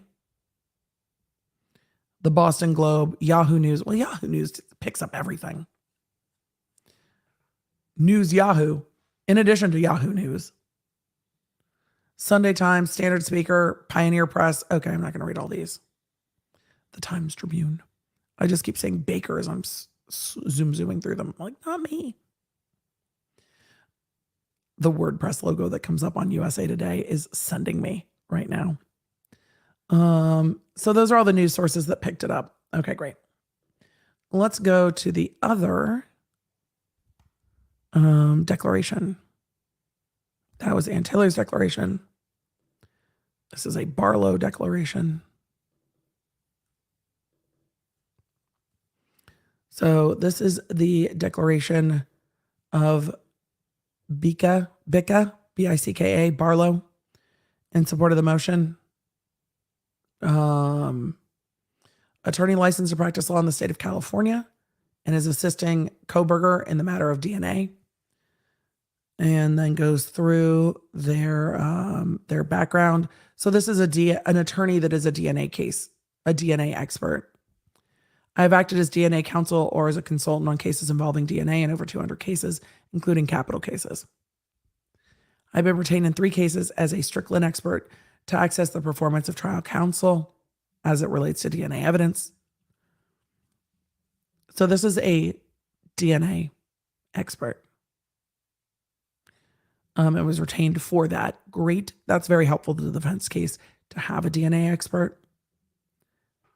I'm familiar with the methods used to conduct IgG searches in criminal cases. I have been retained in other jurisdictions on cases involving this type of search and have received and reviewed reports generated by the private company that has conducted both the testing itself and the construction of the family tree.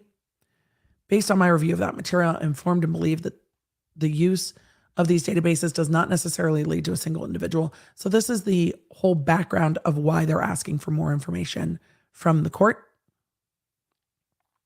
And regarding the relatives, I'm also aware via news reports in the Golden State Killer case, I'm well familiar with that multiple individuals are often identified and must be eliminated in order to find the potential suspect. That could be different in this case, though, because in my opinion, and again, we don't have all the information in this case, right? We don't have tons of information in this case. We need more information in this case. But it seemed that they were narrowing in on Kohberger by the time they grabbed DNA, because they had narrowed in on Kohberger's parents' house. It's not, from everything we've seen, it doesn't seem that they found DNA and then were trying to tie in a suspect. It seemed that they already had a suspect and were trying to confirm the DNA that they had to the suspect, if that makes sense. So it seemed that they had already gone in the direction of Kohberger before they used the DNA, and that the genetic DNA is only because when they went to Kohberger's family's house, they grabbed something that was his dad's and not him, though they were looking for him. It's different than a case where they're trying to identify someone to the victims, right? That there's DNA found on a victim and they have no idea who it is. And they are trying to find any potential match to that DNA, and then they have to narrow it down. It's different here.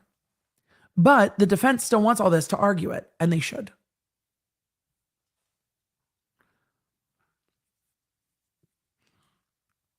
In addition, there has been a history of misuses of these IGD databases by law enforcement. Footnote 1.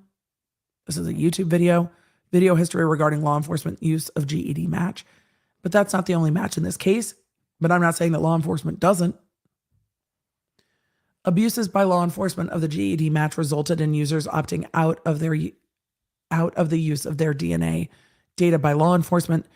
The abuses and protests by users led to GED match to change their database so that users had to opt in for law enforcement use. Another database that allows law enforcement searches, Family Tree DNA, automatically opts users into law enforcement searches. That's something to know if your DNA is in any of this, right? If your DNA is in any of this, you need to know if they're going to use it for law enforcement searches to go find your cousin or your brother or your sister or your mother or your father or whoever. So then they're going through the nefarious or potentially nefarious uses of this type of DNA. IGG cases and CODIS cases. This is both, though. This is both. Because this isn't a cold case. So they're going through why this all needs to be turned over. And the reason I'm zooming is because I don't disagree that some of this information needs to be turned over to the defense.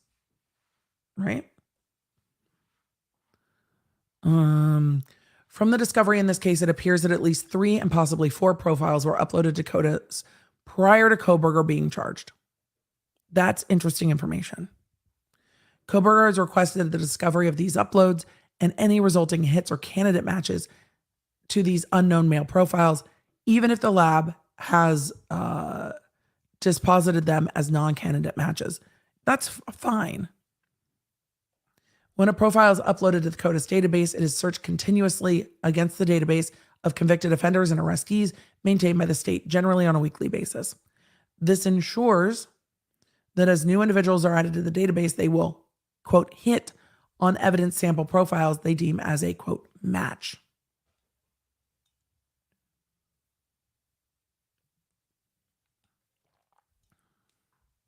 These candidates are then forwarded directly to the lab that uploaded the evidence profile for further evaluation.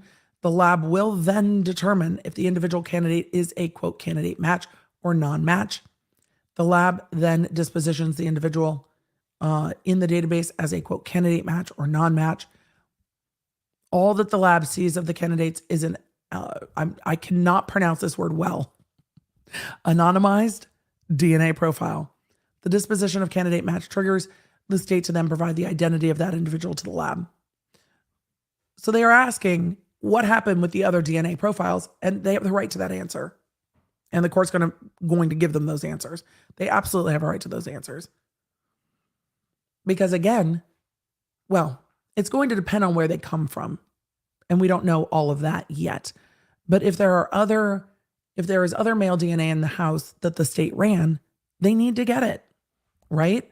The defense has a right to know who those people were and then what law enforcement did to either opt in or opt out those individuals, other than it doesn't seem like it's them, because that's not a valid answer. So that is a full resume attached here, which is great. And then the reports inside the cell, the dark side of forensic DNA, which I'm sure is very interesting. I love that it's a book just photocopied. So I will go through those. I'm not going to summarize it today, but I will go through those because I'm interested to see what they have to say. I think the court will give them that information though. And we'll see that today or later today when the court rules. I'll be looking at Twitter to see. This is from Bryan Kohberger's other attorney. I think. No. Stephen Mercer. Let's see who Stephen Mercer is. The defense's retained me to determine what a reasonably competent criminal defense attorney would do to adequately investigate and understand DNA evidence. So this is another DNA expert. I've included my resume to the declaration. See, this is the lovely juxtaposition that we're offering you today. Yes, the civil case with the New York lawyers and ChatGPT is very different than a quadruple homicide. But when you have lawyers that are like, I need to know more about this, they don't just go to ChatGPT and be like, hey, can you explain genetic DNA for me? They brought in two different experts that are also attorneys to say, how can we do this? That is what the attorneys have done. And that is what they should do. To summarize, for much of my 28 years practicing law, I've been actively involved in litigation, training, and commentary relating to issues arising at the intersection of DNA technology and the law. Great. Another expert. Fantastic. In 2003, I litigated the first constitutional challenge to Maryland's DNA bank. Great. I later led a successful effort before the Maryland General Assembly and the DC Council to ban familial searching of DNA databanks. The litigation led to a DNA training and opportunities to work closely with expert DNA scientists, tour forensic laboratories. By 2005, I began collaborating with Maryland's Office of the Public Defender's Office, Forensic Division, on post-conviction DNA innocent cases, and assisted with the OPD's DNA college training for assistant public defenders. So this person is well-versed in DNA and is coming at it from the perspective of a defense attorney. So they have used this quite a lot. And then they go through their work, and it looks like they've done good work and work in this field for years and years and years and years. I just want to know what they want for the court. The scope of discovery provided by the prosecution in the FGGS/IGG cases I have worked on include kinship assessments from searches of genealogy databases and law enforcement's genealogic investigation findings to clarify a family tree and further target persons of interest. The discovery included information about law enforcement's genealogical investigations of the top-ranked matches of persons of interest. So they're saying, look, Your Honor, I do this. This is what I do. And when I get discovery, it includes all this information that this prosecution team has not included. Give it to us, please. This is not weird. And that's really what the judges want to know, right? Your Honor, you're not turning over anything weird. You're turning over what's turned over in cases across the country on this. Thank you. So, I think the DNA, other profiles, will get turned over. All right. Let's see. Notice of hearing on defendant's third motion to compel. That's today at 1:30 local time. So we'll see what the court does. But I think with the other familial DNA matches, I think they'll get that. That might not come in at trial, but the defense has the right to see it. And then we'll see what else. All right. We need to move on to cameras in the courtroom and the media. All right. We will see what happens with other DNA profiles. Am I shook that there's other DNA profiles in this case? Not until I know exactly where they came from. Because if they came from the house, the crime scene house, I'm not surprised that there's lots of DNA profiles there. So it just depends. But for now, till we know more, we are going to go over to the cameras in the courtroom issue and the media rulings.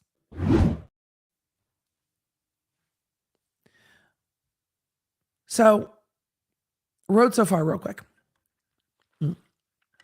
Hold on. We're going to music real quick. I'm going to throat spray. 2 seconds.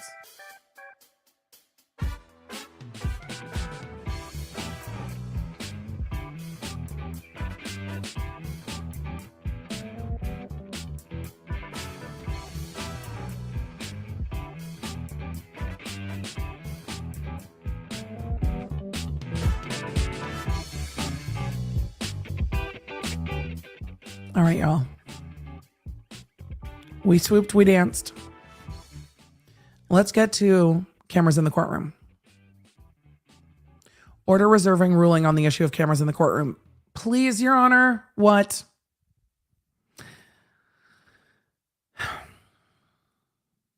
I was going to do a road so far, but the court has it.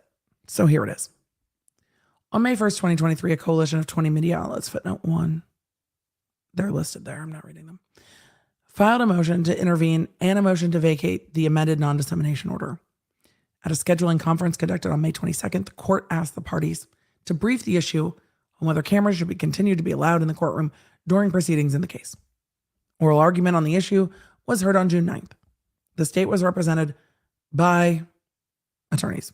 The defense was represented by attorneys. The press was represented by attorneys. Given the high-profile nature of this case, the public's interest in watching what is happening in the courtroom, and Kohberger's fundamental right to a fair trial, the court will reserve ruling on the issue. So the court hasn't ruled yet. The court is faced with the difficult task of ensuring the proceedings are open to the public while also safeguarding Kohberger's right to a fair trial. The best way to continue to balance those interests is to revisit the issue as the case unfolds. The court has the discretion to either allow or disallow video recording of the proceedings. For now, cameras in the courtroom will continue to be allowed. However, that is subject to change. The court has ruled, and the ruling is don't fuck it up. That's the ruling. Angela, I've done it. We've done lots of throat coats. I've done hot toddies. It just is. I'll continue working on it. Don't worry. It's just it's overuse. It's just overuse. So don't fuck it up. That's where the court is. I'm going to wait. And if you fuck around, you're going to find out. That is what this order is, essentially. Cameras are allowed, but fuck around and find out. And I worry. And I talked about this in Quick Bits. If y'all don't know about Quick Bits, I have another channel called Quick Bits. It is my short summary of the cases I cover during the week, in case you don't have, hours, which I understand. Not all of us do. I totally get it.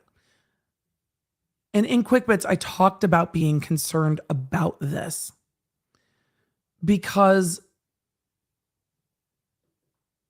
in the Corey Richins hearing, we saw that at the very end, the cameras kind of zoomed in and caught a conversation between her and her attorney, which no one should see. Conversations between her and her attorney are private. But it didn't stop conversations between her and her attorney from being seen, which caused me concern. And I think it's what the court is concerned about here as well. That they don't want that happening in a case like this. I don't want that happening in a case like this.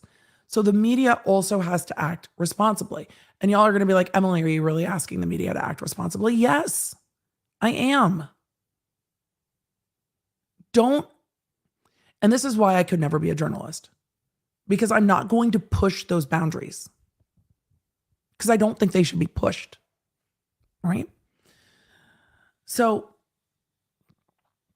I worry, because if something like that happens in this case, the judge is immediately going to eat it. I think the court did a good job in Paltrow of making an order where you just focus on the person speaking or just the courtroom as a whole. Don't zoom in on anything. Just show the courtroom. Counsel table, podium. And then if there's a witness in the court, then show the witness in the court. But counsel table, podium, that's it. Just that's it. That's all. So, all right. So, cameras in the courtroom, don't fuck around. That's the court's ruling. The court is, I'm giving you the opportunity to not screw it up. Let's go to the court's motions. What do you guys want to see first? Do we want to talk about the Goncalves family attorney Shanon Gray's motion? Or do we want to talk about the Associated Press motion? 1 for Gray, 2 for Press. You tell me what you want. You tell me what you want. AP, Shanon. I'm keeping an eye. Oh, you guys, that's very split. I might have to flip a coin because that's very, very split. Thank you all for voting. Shrugs. I like the shrugs. That's very split. All right, we're going to do them both, so it's fine. All right, we're going to do them both, so it's fine. No, I'm not going to do a poll. It's fine. We're just going to do Shanon Gray's first. Thank you, chat. It was very split. Thank you to everyone who voted 3. I was like, coin toss. It's fine. We're doing them both. Let's keep going. Order denying Shanon Gray's request to be exempt from the amended non-dissemination order and granting request that the order be clarified.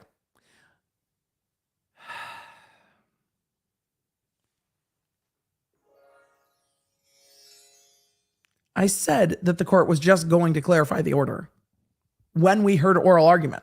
Like, this court's just going to clarify the order. And that's exactly what the court has done. We knew this is what was going to happen. We knew that these motions were going to be denied. I was curious to see how the court was going to do it, and that's what we're going to look at. Color me not surprised. I am not surprised at all.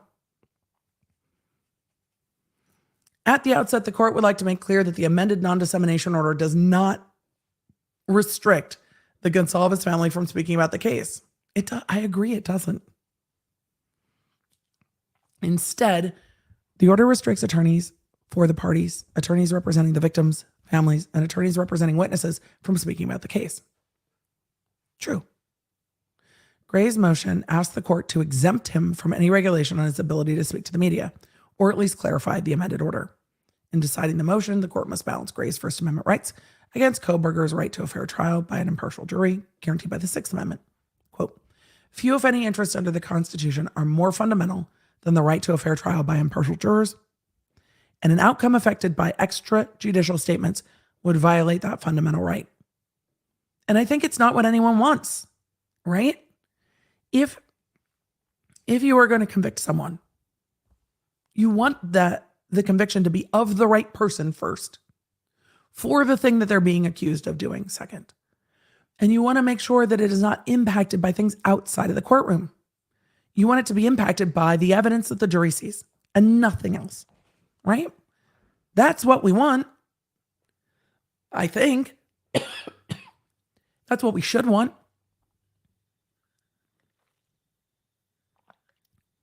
And that's what the court is trying to balance.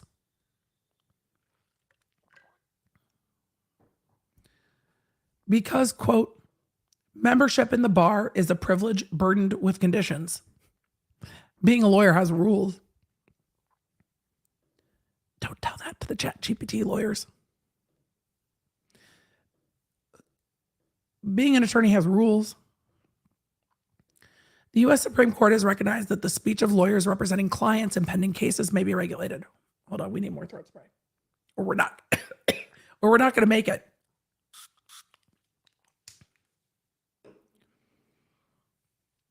Here's the thing.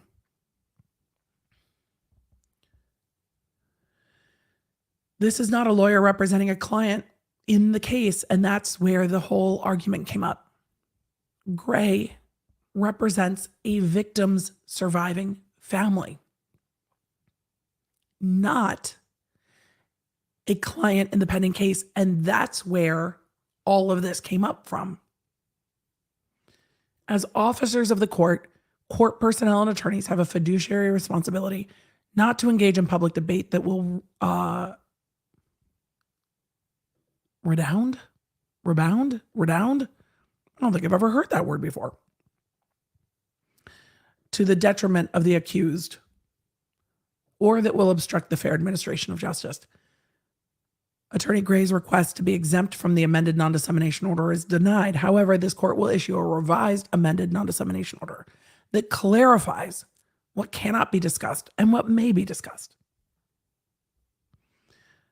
The revised order is limited to apply only to speech that is substantially likely to have a materially prejudicial effect on the right to a fair trial. 2, it applies equally to all attorneys participating in the case. 3, it is neutral as to points of view. 4, it limits Gray's restricted comments only until after the trial and any sentencing takes place. And the court says this is a narrowly tailored order. They can talk about how the family feels and has always been able to. But what Attorney Gray can't do is talk about things learned based on the investigation and told to the victim's family that is not publicly known. I'm not going to go through the background. We know the background. That's the limited order. Only applies to speech substantially likely to have a materially prejudicial effect on the right to a fair trial, which would mean things like the attorney saying, oh, we're told by law enforcement this, and that. Or the attorney saying this person is, guilty, not guilty, whatever. It's way too early to express an opinion on this case for me. We know very, very little about the case. We know that the probable cause affidavit has some stuff in it that's pretty strong, but we don't know the other side of that because all we know in the probable cause affidavit is things in the light most favorable to law enforcement because that's how they write it. So there's a lot we don't know. So I'm not going to go through the background because we know the background of all of this. We know what the non-dissemination order says. We know how we ended up here. As she's presented, we know. Let's see if there's a more full order attached here. And then we're going to go through the media one. We know the rules of professional conduct. Okay, analysis. The court has an obligation to take measures to ensure Kohberger's right to a fair trial, including prescribing potentially prejudicial extrajudicial, those words are hard together, extrajudicial statements by any lawyer participating in the case. We know. Where's your conclusion? Here, as will be discussed below, the restraints on Attorney Gray's speech and the speech of all attorneys involved in the case set forth the court's revised amended non-dissemination order will meet the high standard of strict scrutiny. So the case is applying the highest standard of evaluation. The case law and ethical rules support a finding that Gray's speech can be restrained without violating the First Amendment. And this is what they're doing. They're narrowly tailoring it. Or this is what the court believes they're doing. This court's revised amended non-dissemination order will narrow and clarify what speech is restrained. And then they did. Is it attached? Nope, not attached. We'll have to go find it. Let's go to what it said on the media. This is what we thought the court was going to do. This is not a shock. There was no way the court was just going to yeet the non-dissemination order at all. You could tell it from the court's language. The court asked each attorney, what about a clarification? And the attorneys were like, we don't want a clarification. And the court's like, but what about a clarification? So we knew the court was going to clarify the non-dissemination order and did. And did. Order denying the Associated Press's motion to vacate the amended non-dissemination order. This order addresses the motion to vacate the amended non-dissemination order filed by interveners, a coalition of 20 media outlets. Footnote 1 lists the outlets. That will be collectively referred to as the AP. I mean, they're not the AP, but as the AP, the titled defendant, the titled plaintiff. The amended non-dissemination order does not restrict, restrain, or in any way enjoin the press from reporting or publishing information they obtain through their own investigations or interviews. The amended non-dissemination order is not a gag order. Ooh, we knew how the judge felt about that, right? The judge was real mad. Instead, the amended non-dissemination order restricts attorneys directly involved with the case who are representing a party, a witness, or a victim's family, and the agents for those attorneys, including law enforcement, from making certain statements. So the court has reminded the media, hey, I haven't told you that you can't talk. But some of the people you would like to interview, they can't talk. And that's just the way that it is. And you are going to have to deal with it. So when law enforcement says things like, no, we're not giving you the 911 call because of the non-dissemination order, the media is going to have to go, okay. I don't know if that will help. I think we will still get some leaks to the media. We have seen continued leaks to the media. But law enforcement and the lawyers can't really talk about much to the media because of the non-dissemination order. And the court says, look, it's extrajudicial statements that are beyond what's already been made public. And the attorneys don't want to talk either. The only attorney that seems to want to talk is Attorney Gray. The prosecution and defense are all like, we don't want to talk about this anyway. No. Fuck off. Go away. I don't want to talk to you. So the media is not restricted in any way. Just the sources that they might like to talk to. And those sources are using, it seems to me, the non-dissemination order as a get out of jail free card. Like, we don't have to talk to you. Bye. And that's what they're doing. We knew that that's what they would be doing. We talked about this. The judge talked about this. The judge is like, I don't know if they're really restrained. They might just not want to ask. So, the revised amended non-dissemination order is limited to apply only to speech that is substantially likely to have materially prejudicial effect.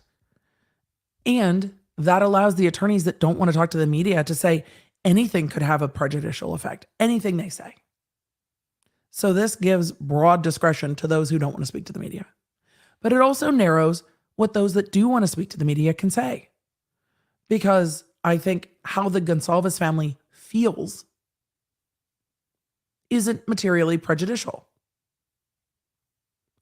But this means that Shanon Gray has to narrowly tailor their statements to the media as well.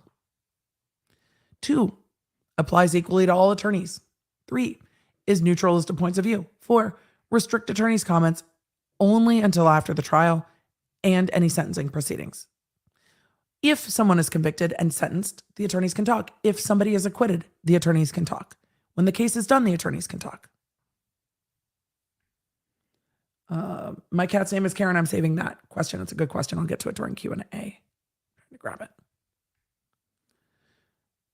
We know the background, so I'm not going to go through the background again, but it's the same. The court basically did exactly what they said they were going to do in oral argument. There's not much more that we need to go through. The non-dissemination order has been amended and narrowly tailored. Let's go see if that is up in full on the court's website. We knew that this was the direction the court was leaning, and we knew that the court said to the media, how are you restrained? Because you sure seem to talk about this case every single day. And they do. There's reporting on this case seemingly every single day. So let us continue. There are, let's see, revised amended non-dissemination order. Perfect. That's the last thing we're going to go through, and then I'm going to go to questions. We're going to go through the revised amended non-dissemination order, but I will be going through all the motions because this was a big document dump, and pulling out anything else and cover it after we cover this hearing today on Thursday and talk about anything else we glean from them. This was a first look at a lot of stuff. So we will go through. I'm sure there's more information. There was a ton of documents, but I just got back from VidCon. So we have not gone through all of them. It was very busy. Revised non-dissemination order. As discussed in detail in this court's order denying Shanon Gray's request to be exempt from the amended non-dissemination order and granting request that the order be clarified, and this court's order denying the Associated Press's motion to vacate the amended non-dissemination order. The court must attempt to balance the Sixth Amendment right to a fair trial with the First Amendment rights of free speech and free press. Therefore, the following is ordered. This is the new non-dissemination order. The prosecuting attorneys, defense attorneys, and any agents of the prosecuting attorneys and defense attorneys, and any attorneys representing witnesses, victims, or a victim's family are prohibited from making extrajudicial statements that the lawyer or agent knows or reasonably should know will have a substantial likelihood of materially prejudicing or otherwise influencing the outcome of the case. This order specifically prohibits any out-of-court statement which a reasonable person would expect to be disseminated by means of public communication that relates to the following. This is very explicit, right?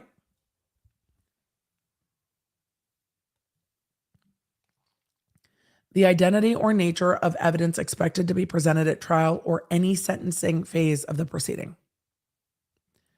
So stuff that for the Goncalves family, stuff you would learn from law enforcement, not stuff that has been made publicly available in court records.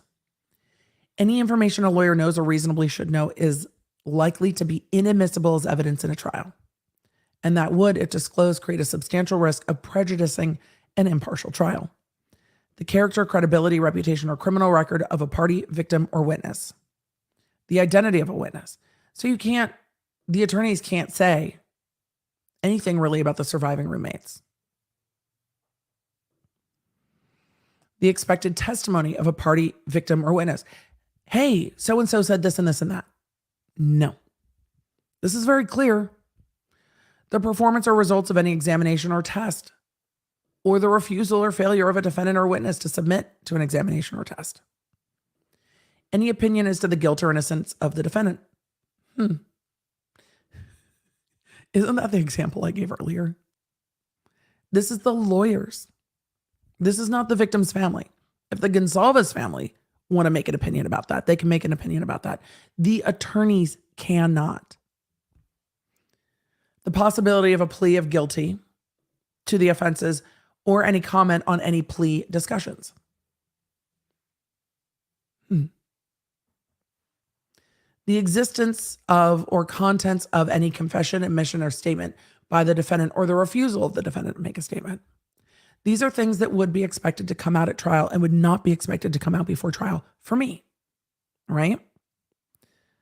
Any information obtained by witnesses, the families or victims or their attorneys from the state that is confidential and has not been publicly disclosed by the prosecuting attorneys.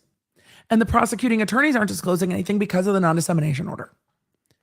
So this is a more express and delineated version of the other non-dissemination order. The other non-dissemination order said basically you can comment what's in the court documents. This one more clearly defines you can only comment what's on the court documents if you're the attorneys. This is for the attorneys. Attorneys involved in this case and their agents may make statements, concerning the following. So this is what they're allowed to. The claim, offense, or defense involved in, and, except where prohibited by law, the identity of the parties involved. So that's that Kohberger has been arrested and is being prosecuted. Information contained in the public record, anything in the court records. That an investigation is ongoing. So you're allowed to state the obvious. The scheduling or result of any step in the litigation. There's a hearing. This is what happened at the hearing. A request for assistance from the public in obtaining evidence and information necessary to the state or defense's case. This happened early on in the proceedings. We're looking for information on this type of a car, remember? A warning of danger concerning the behavior of a person involved. When there's reason to believe that there exists a likelihood of substantial harm to an individual or to the public interest. Well, if the speaker believes that Bryan Kohberger is the person who did this or is likely the person who did this, I don't know what statement of danger would be made, but danger, you're allowed to warn of danger. The identity, residence, occupation, and family status of the accused. Can we take residence out of there? I don't know if we need that, even though they've already reported on it. The fact, time, and place of arrest. We know that. The identity of investigating and arresting officers or agencies and the length of the investigation. Okay. A statement that a reasonable lawyer would believe is required to protect a client from the substantial, undue, prejudicial effect of recent publicity not initiated by the lawyer or the lawyer's client. Any such statement shall be limited to such information as is necessary to mitigate the recent adverse publicity. This is carved out for the defense, in my opinion. Yes, the prosecution could use this too. But this is a very interesting statement, because this seems to be related to Kohberger standing silent. For me, this is where my brain goes. When Kohberger stood silent, much speculation was made about it. And then Kohberger's attorneys stated in open court during a motion hearing, look, we did it for this reason. This is carving out the ability for those attorneys to say to the media, this is why Bryan Kohberger stood silent to preserve his right to challenge the grand jury once we have all of the evidence to challenge the grand jury. That kind of statement is allowed by this. Or to allow the prosecution to clarify something, though I haven't seen a fluff about anything the prosecution's done the way we've seen it with regard to the standing silent. I think this is what the judge had in mind when carving that out. No individual covered by this revised amended non-dissemination order shall deliberately avoid its prescriptions by actions, directly or indirectly, that result in violating this order. This revised amended non-dissemination order shall remain in full force and effect until the conclusion of trial and any sentencing that may follow. So that's the new non-dissemination order. It is more narrowly tailored. It is more explicit, but it very much makes sure that the attorneys cannot say anything.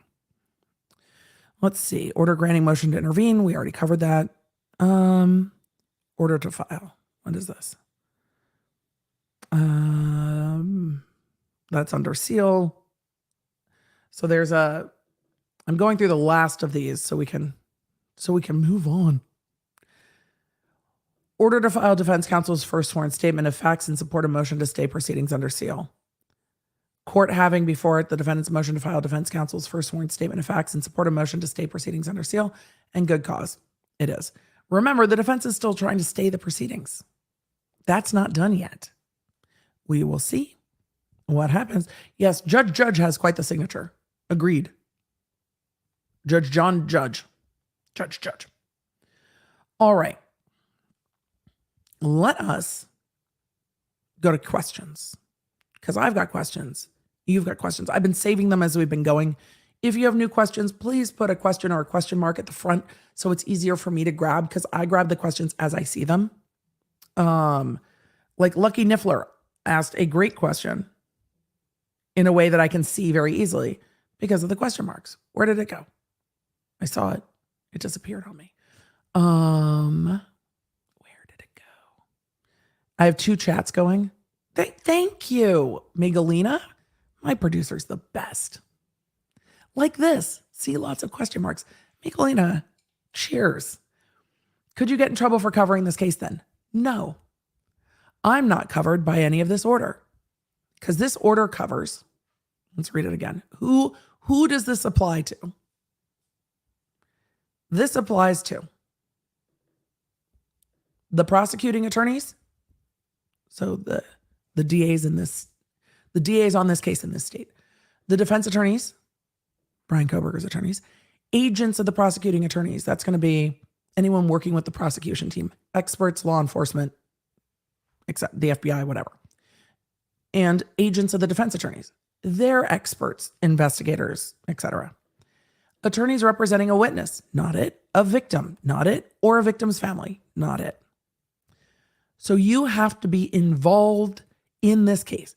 I personally think, it's like my opinion, that the defense attorneys in Pennsylvania are covered by this because they were Kohberger's defense attorneys. I also think they're covered by attorney-client privilege, but you know how I feel about that. You can go watch my coverage when I was like, is this really happening right now? So this order applies to law enforcement, prosecutors and defense attorneys, their teams, experts working with them, and any attorneys representing any witness, victim, or victim's family. So if any of the victims' estates had an attorney working with them, they couldn't make a statement, except as prescribed by this. And that's where we're at. All right. I've got questions. You've got questions. We've got questions. I'm going to try to hang on to my voice for a little bit longer, answer a few questions, and then we are going to go. So let's get, where is my fact around?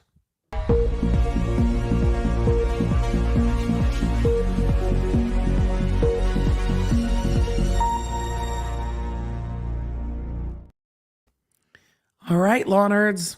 Oh, we need more lip gloss. We definitely need more lip gloss. It is definitely a day. The voice is hanging in there-ish. I know I don't sound delightful. I think I sounded better than I do at the beginning of stream. We're trying. The voice is definitely tired. Members, we will talk about. We will mention it all. Don't you worry. It's just going to be probably next week with the voice being like this. And I will keep you posted on what the schedule is for 4th of July week, because I'm going to take a little time with family too, because we need some time with family, don't we? Question, is the non-dissemination order actually effectual if the lawyers can use legal filings to drop the tea they want for their side? See, yes, because it stops them from making statements. And there are rules about what you can and can't put in, right? You can't put anything you want into a court filing. It needs to be related and verified, like you're signing your name into it. You can't just make shit up. But yes, the lawyers can use the court filings to tell the story they want to tell. And it gives each side a chance to respond. So that helps. But yes, it is effective because it stops people from speaking directly to the media, and then everybody knows what's being said. Matt Bond, good to see you. Thank you. You have PTT, post-travel trauma. I talked a lot. I talked a lot during VidCon. Like a lot.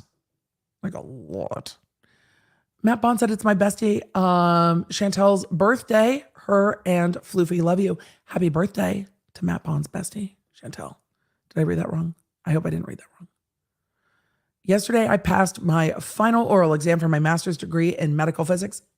Congratulations. Hold on. Where's my applause?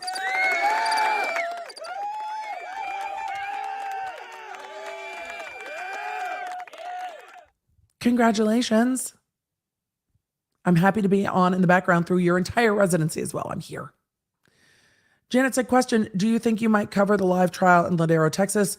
A former Border Patrol agent allegedly murdered girlfriend and baby. Super curious to know your opinion on the defense and prosecution strategies.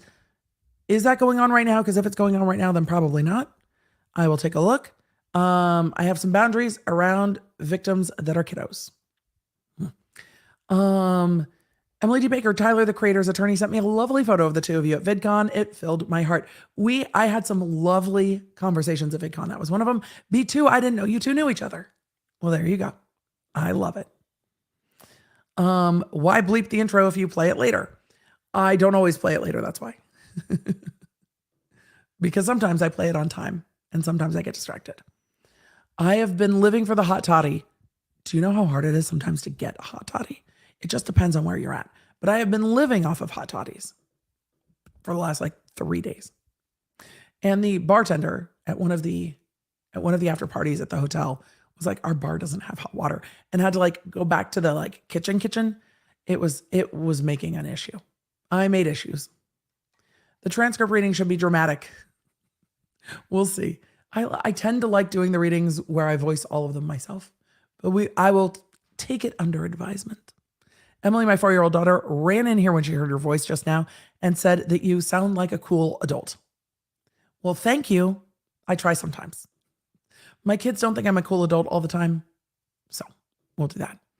Can you explain the F3rd, please? Oh, we definitely got to it. I know we got to it. I saw a motion for not so flashy red bumper. We did give the flash warnings. We have not had anyone with the flash warnings have an issue with it, and we love our bumper. So we will, if there are lots of requests, we will take it under advisement. But generally with the warnings, it has been fine.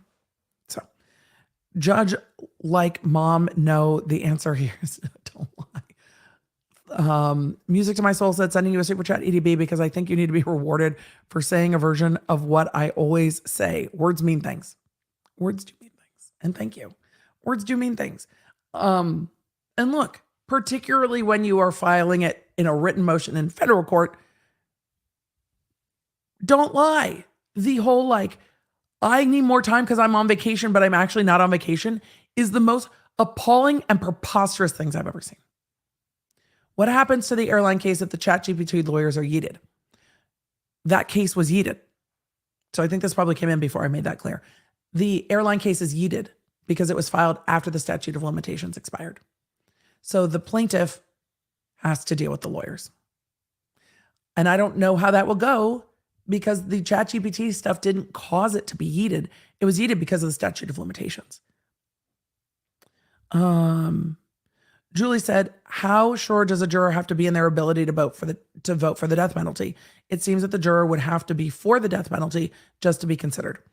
Julie, they have to say they are able generally to make that vote if they need to make that vote. So neutral, I think, is what they're looking for, as opposed to strongly opposed. And could you be fair and could you be neutral is what they're looking for with most people. Not, do you think it's great or do you think it's awful? Because if you think it's awful, well, actually that probably gets yeeted, which I understand the point is, but then can't that lead to people who tend to be more in favor? But if you're more in favor, I don't know if that means you can't be fair if you see all the evidence presented, right? Because they have to get to guilt first, and they have to get to what the appropriate punishment is. And they get a lot of information about that when you get to the sentencing phase. Those sentencing phase trials can be long. Cheryl said, I don't understand why there would be another trial and why he can change it if they're going after death penalty during the trial. I don't know what the second part means, Cheryl. I apologize. Why there would be another trial, I can absolutely tell you. So when you are looking at a death penalty phase trial versus the judge just sentencing someone to 25 years to life or whatever, a lot of information is given to the jury that does not go to guilt. So there is evidence that is not proper evidence for the guilt phase of the trial that comes in during the penalty phase of the trial. If you've ever watched a penalty phase, you will see that they talk about people's childhood, if they have any mental or neurological quirks or deficiencies or anything that might change their perception of the world in a different way. They do mitigation and aggravation. So things like somebody's criminal record might not come up in a guilt phase, but might come up in a penalty phase. A lack of criminal record definitely wouldn't come up in a guilt phase, but might come up in a penalty phase. So there are lots of things that are not proper evidence that come in at the guilt phase. Mitigating and aggravating factors. Not appropriate for whether this is the person who did it. Very appropriate for what is the appropriate punishment if this is the person who did it after it's been determined that they did it. Question, have there been any new things happening with the TikTok psychic? We're going to do that on Thursday. Did not have time to do it today. There's a few things. Tara asked, when Kohberger was arrested, I remember during a press conference, they said he asked if anyone else was arrested. That has stuck with me and nothing about it since. And unknown male DNA has my senses piqued. I'm also curious about the unknown DNA. I want to know where it was found. That's what I'm most curious about. Where was that DNA found? And is it known now or is it still unknown? Because if it's still unknown DNA, no one else is going to be arrested, right? It's like it's unknown until their DNA ends up in the system somehow. But I'm very curious. There are questions in this case. I have a lot of questions about this case. I just hope we get to know some of them or get to know the answers to some of them. So, but that never should have been reported either, because that all falls under the non-dissemination order. Statements of the defendant should not have been reported, but they were. But I don't know if that's actually what the defendant said either. I just have a lot of questions. A lot of questions. Oh, sweetie, no, thank you for the super chat for the mods. Alley Cat said, so if I have 23andMe, there is a setting. So I have 23andMe. There is a setting you can turn on if you want your DNA to be used to solve cases. I have mine turned on the disclosure. It says that the police must make profile with proper paperwork to use profiles. There are disclosures like that on most of the DNA sites. Ann said, welcome back. I missed my co-working space last week. I missed it too. I'll be sure to rest your voice. Yes. Looking forward to VidCon Jasper, Tennessee. Drinking iced coffee. Thank you from Jasper, Tennessee. I'm looking forward to talking about VidCon too. Can the judge order the media not to view the defendant? So with cameras in the courtroom, they can order it not to be panned in the way they did in like Paltrow, but not to never have the camera on him. No, they can't. Jeremy asked if I'm going through the male attorney's declaration. I thought I went through all of them. Hold on. I thought I had gotten through all of the declarations. I might have missed one. Let me look. I did Becca Barlow. I did Stephen Mercer. I did Ann Taylor's. Mm-hmm. Those are from a different date. I do not see motion to file defense counsel's sworn statement. I do not see another declaration, but I will look. If I miss something, I will look and do it for Thursday because I don't see another declaration. Yeah, I don't see another declaration, but I will go look. If I miss something, it's possible. It's been a long, long week, but I will go look. And if it is, I will cover it on Thursday. Emily, is it the state of Idaho versus Bryan Kohberger, or does every victim's family have an attorney or both? The case is the state of Idaho versus Bryan Kohberger. So it is the defense attorneys and the prosecution, and that's it. However, some of the victim's family, the Goncalves family particularly, have chosen to engage a victim's rights attorney to help them navigate this process and get information. That is their own choice. That is something they choose to do. But they are not suing. They are not part of the case. That's why they had to have that motion to intervene, because they are not litigants in this case.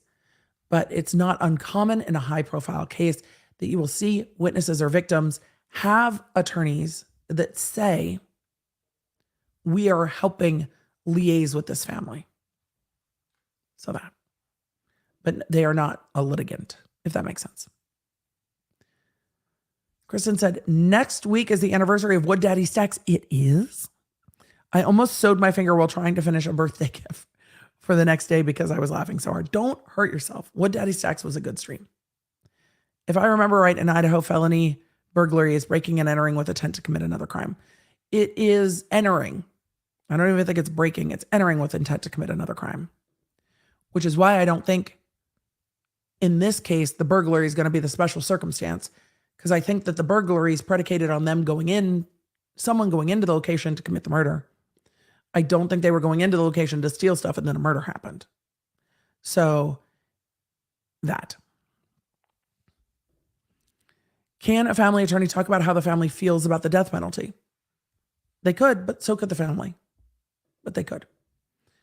If the prosecution does not have enough evidence, can the prosecution office still file for death? Well, if the prosecution doesn't have enough evidence, they shouldn't be pursuing the case.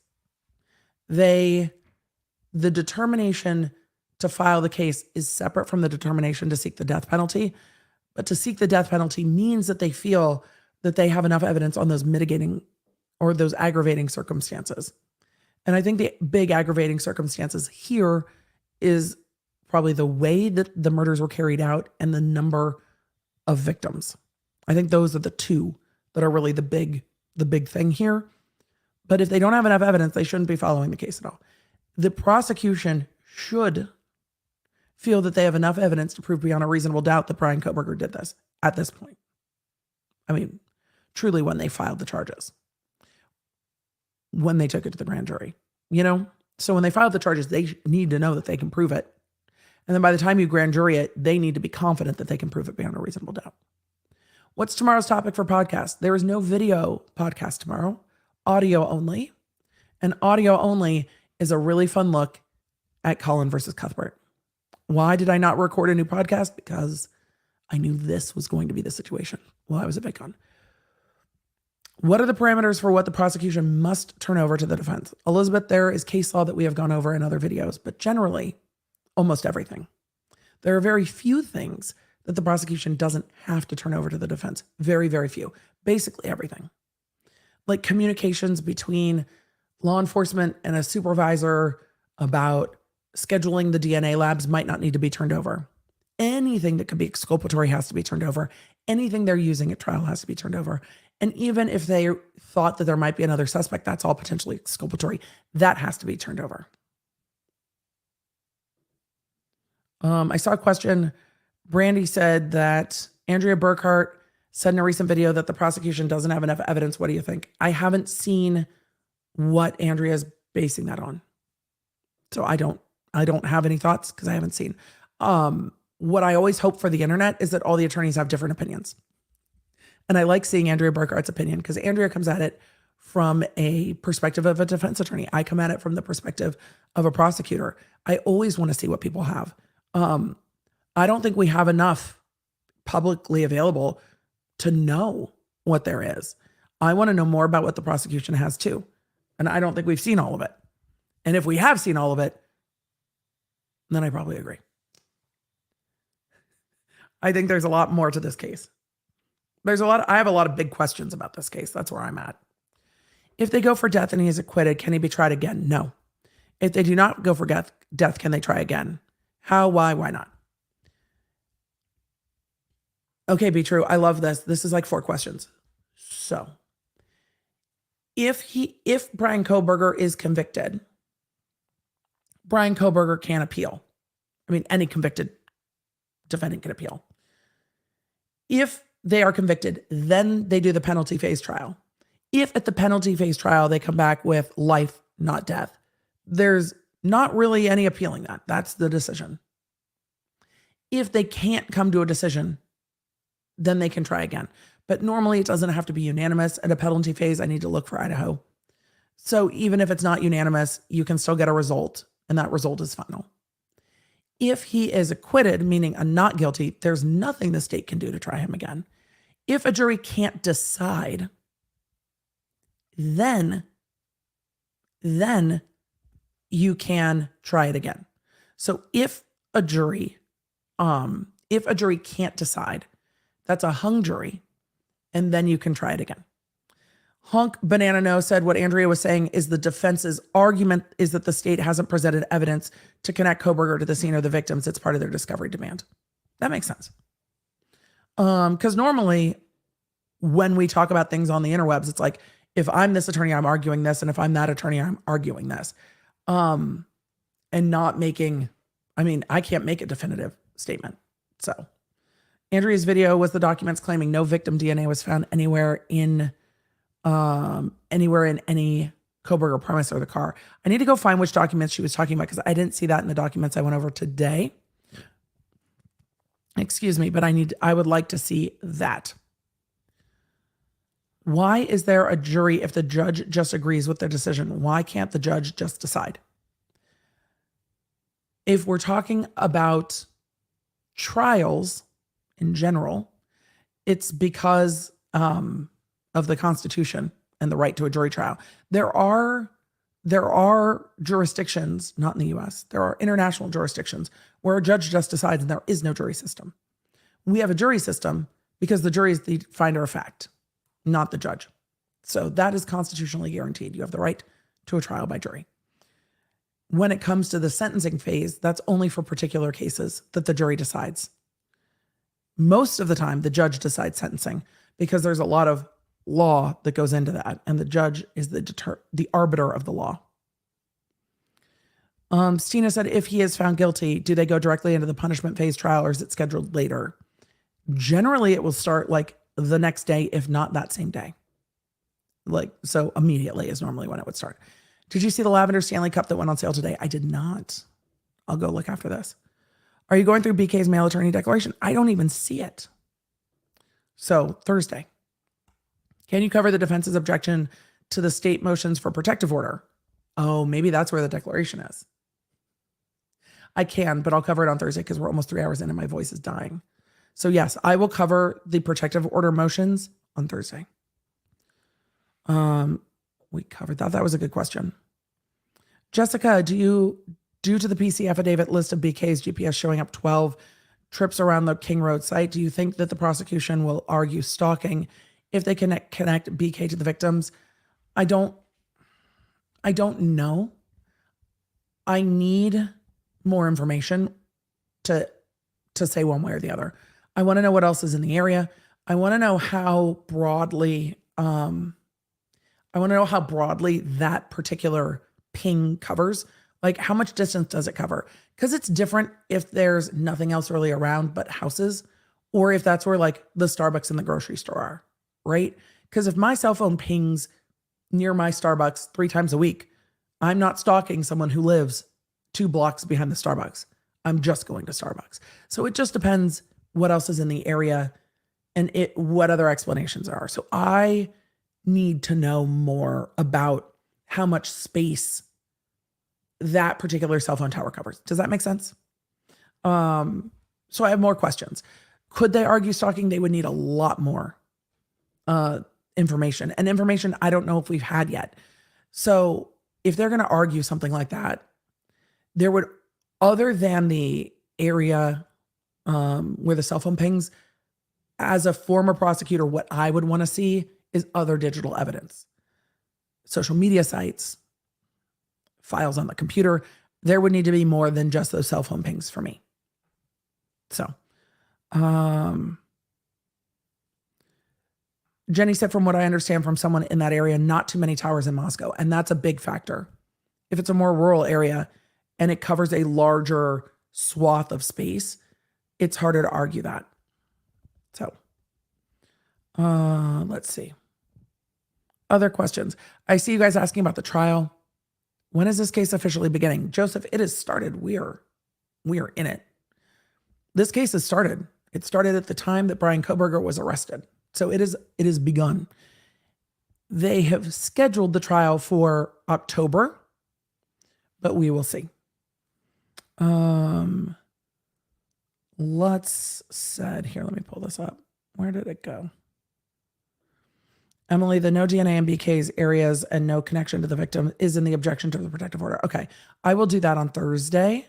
Because again, if the defense doesn't have everything in the discovery yet, it's hard to argue that. However, it's very telling if in the car, the apartment, and everywhere else, they're finding no DNA. That's very telling, and they should know that.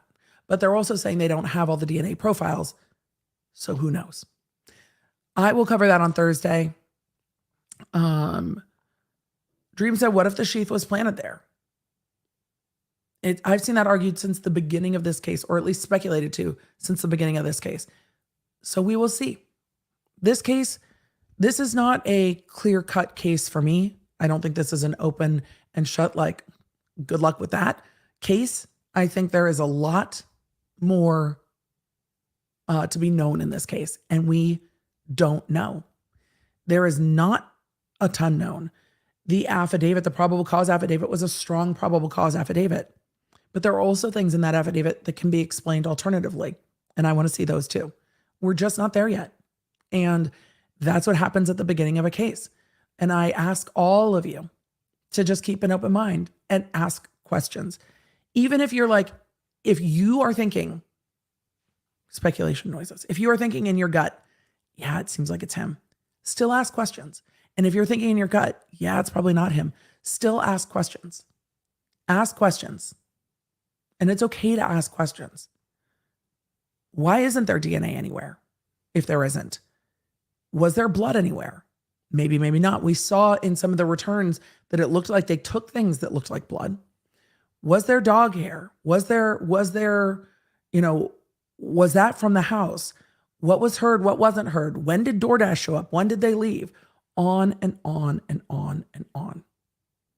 And remember, what's written in the motions, the defense attorney should not misrepresent the court in the motions. We will go through the motion. But if they're saying there is nothing else, then we will see. But also the prosecution knows that. And that's interesting. All right. Today, there is a motion with regard to all the discovery. I will keep you in the loop on Thursday. On Thursday, we will talk more about the spiritual witness. And I think what I will be doing, I am starting to go through Britney Spears documents. I think that will be next week's podcast. So we are going to try to get caught up this week and go from there. How tall is Attorney Tom? I trust you and I need the truth. Attorney Tom is tall. I'm bad at judging height. Attorney Tom is taller than 5'7". Attorney Tom is taller than me. No, Attorney Tom is tall. Though, I did tell him I was going to need to stage a picture with it looking like me, that I was taller than him. I totally forgot to do it. But I thought we would need to. Attorney Tom is tall. I see that you guys are having some trouble with YouTube kicking out. That's been going on for the last few weeks. It's frustrating. I am going to roll and try to get this voice feeling better. Y'all don't forget to do the YouTube-y things, like, subscribe. It helps. Chat. Let me know your questions about this case down below. Look, ask questions about all the cases we cover, because that's what's important. And that's what the jury's going to do. They're going to ask questions, and it's okay to ask questions. And you can ask questions in a way that are respectful. And I see you guys doing that all the time, and I appreciate you for it. Let's keep asking questions about this case, because there are a lot of them. And we will cover more on Friday. Thursday. What day is it today? We will cover more on Thursday, and I will see you then. Law nerds, thank you. Take care. I'm going to go rest my voice. Bye. You can find all the Law Nerd goodies at lawnerdshop.com. Connect with me on social media at the Emily D. Baker. And don't forget to check out my podcasts, The Emily Show, and the new podcast, Quick Bits, summarizing everything I talk about on my Tuesday and Thursday live streams. You know, when you only have time for just the quick bits.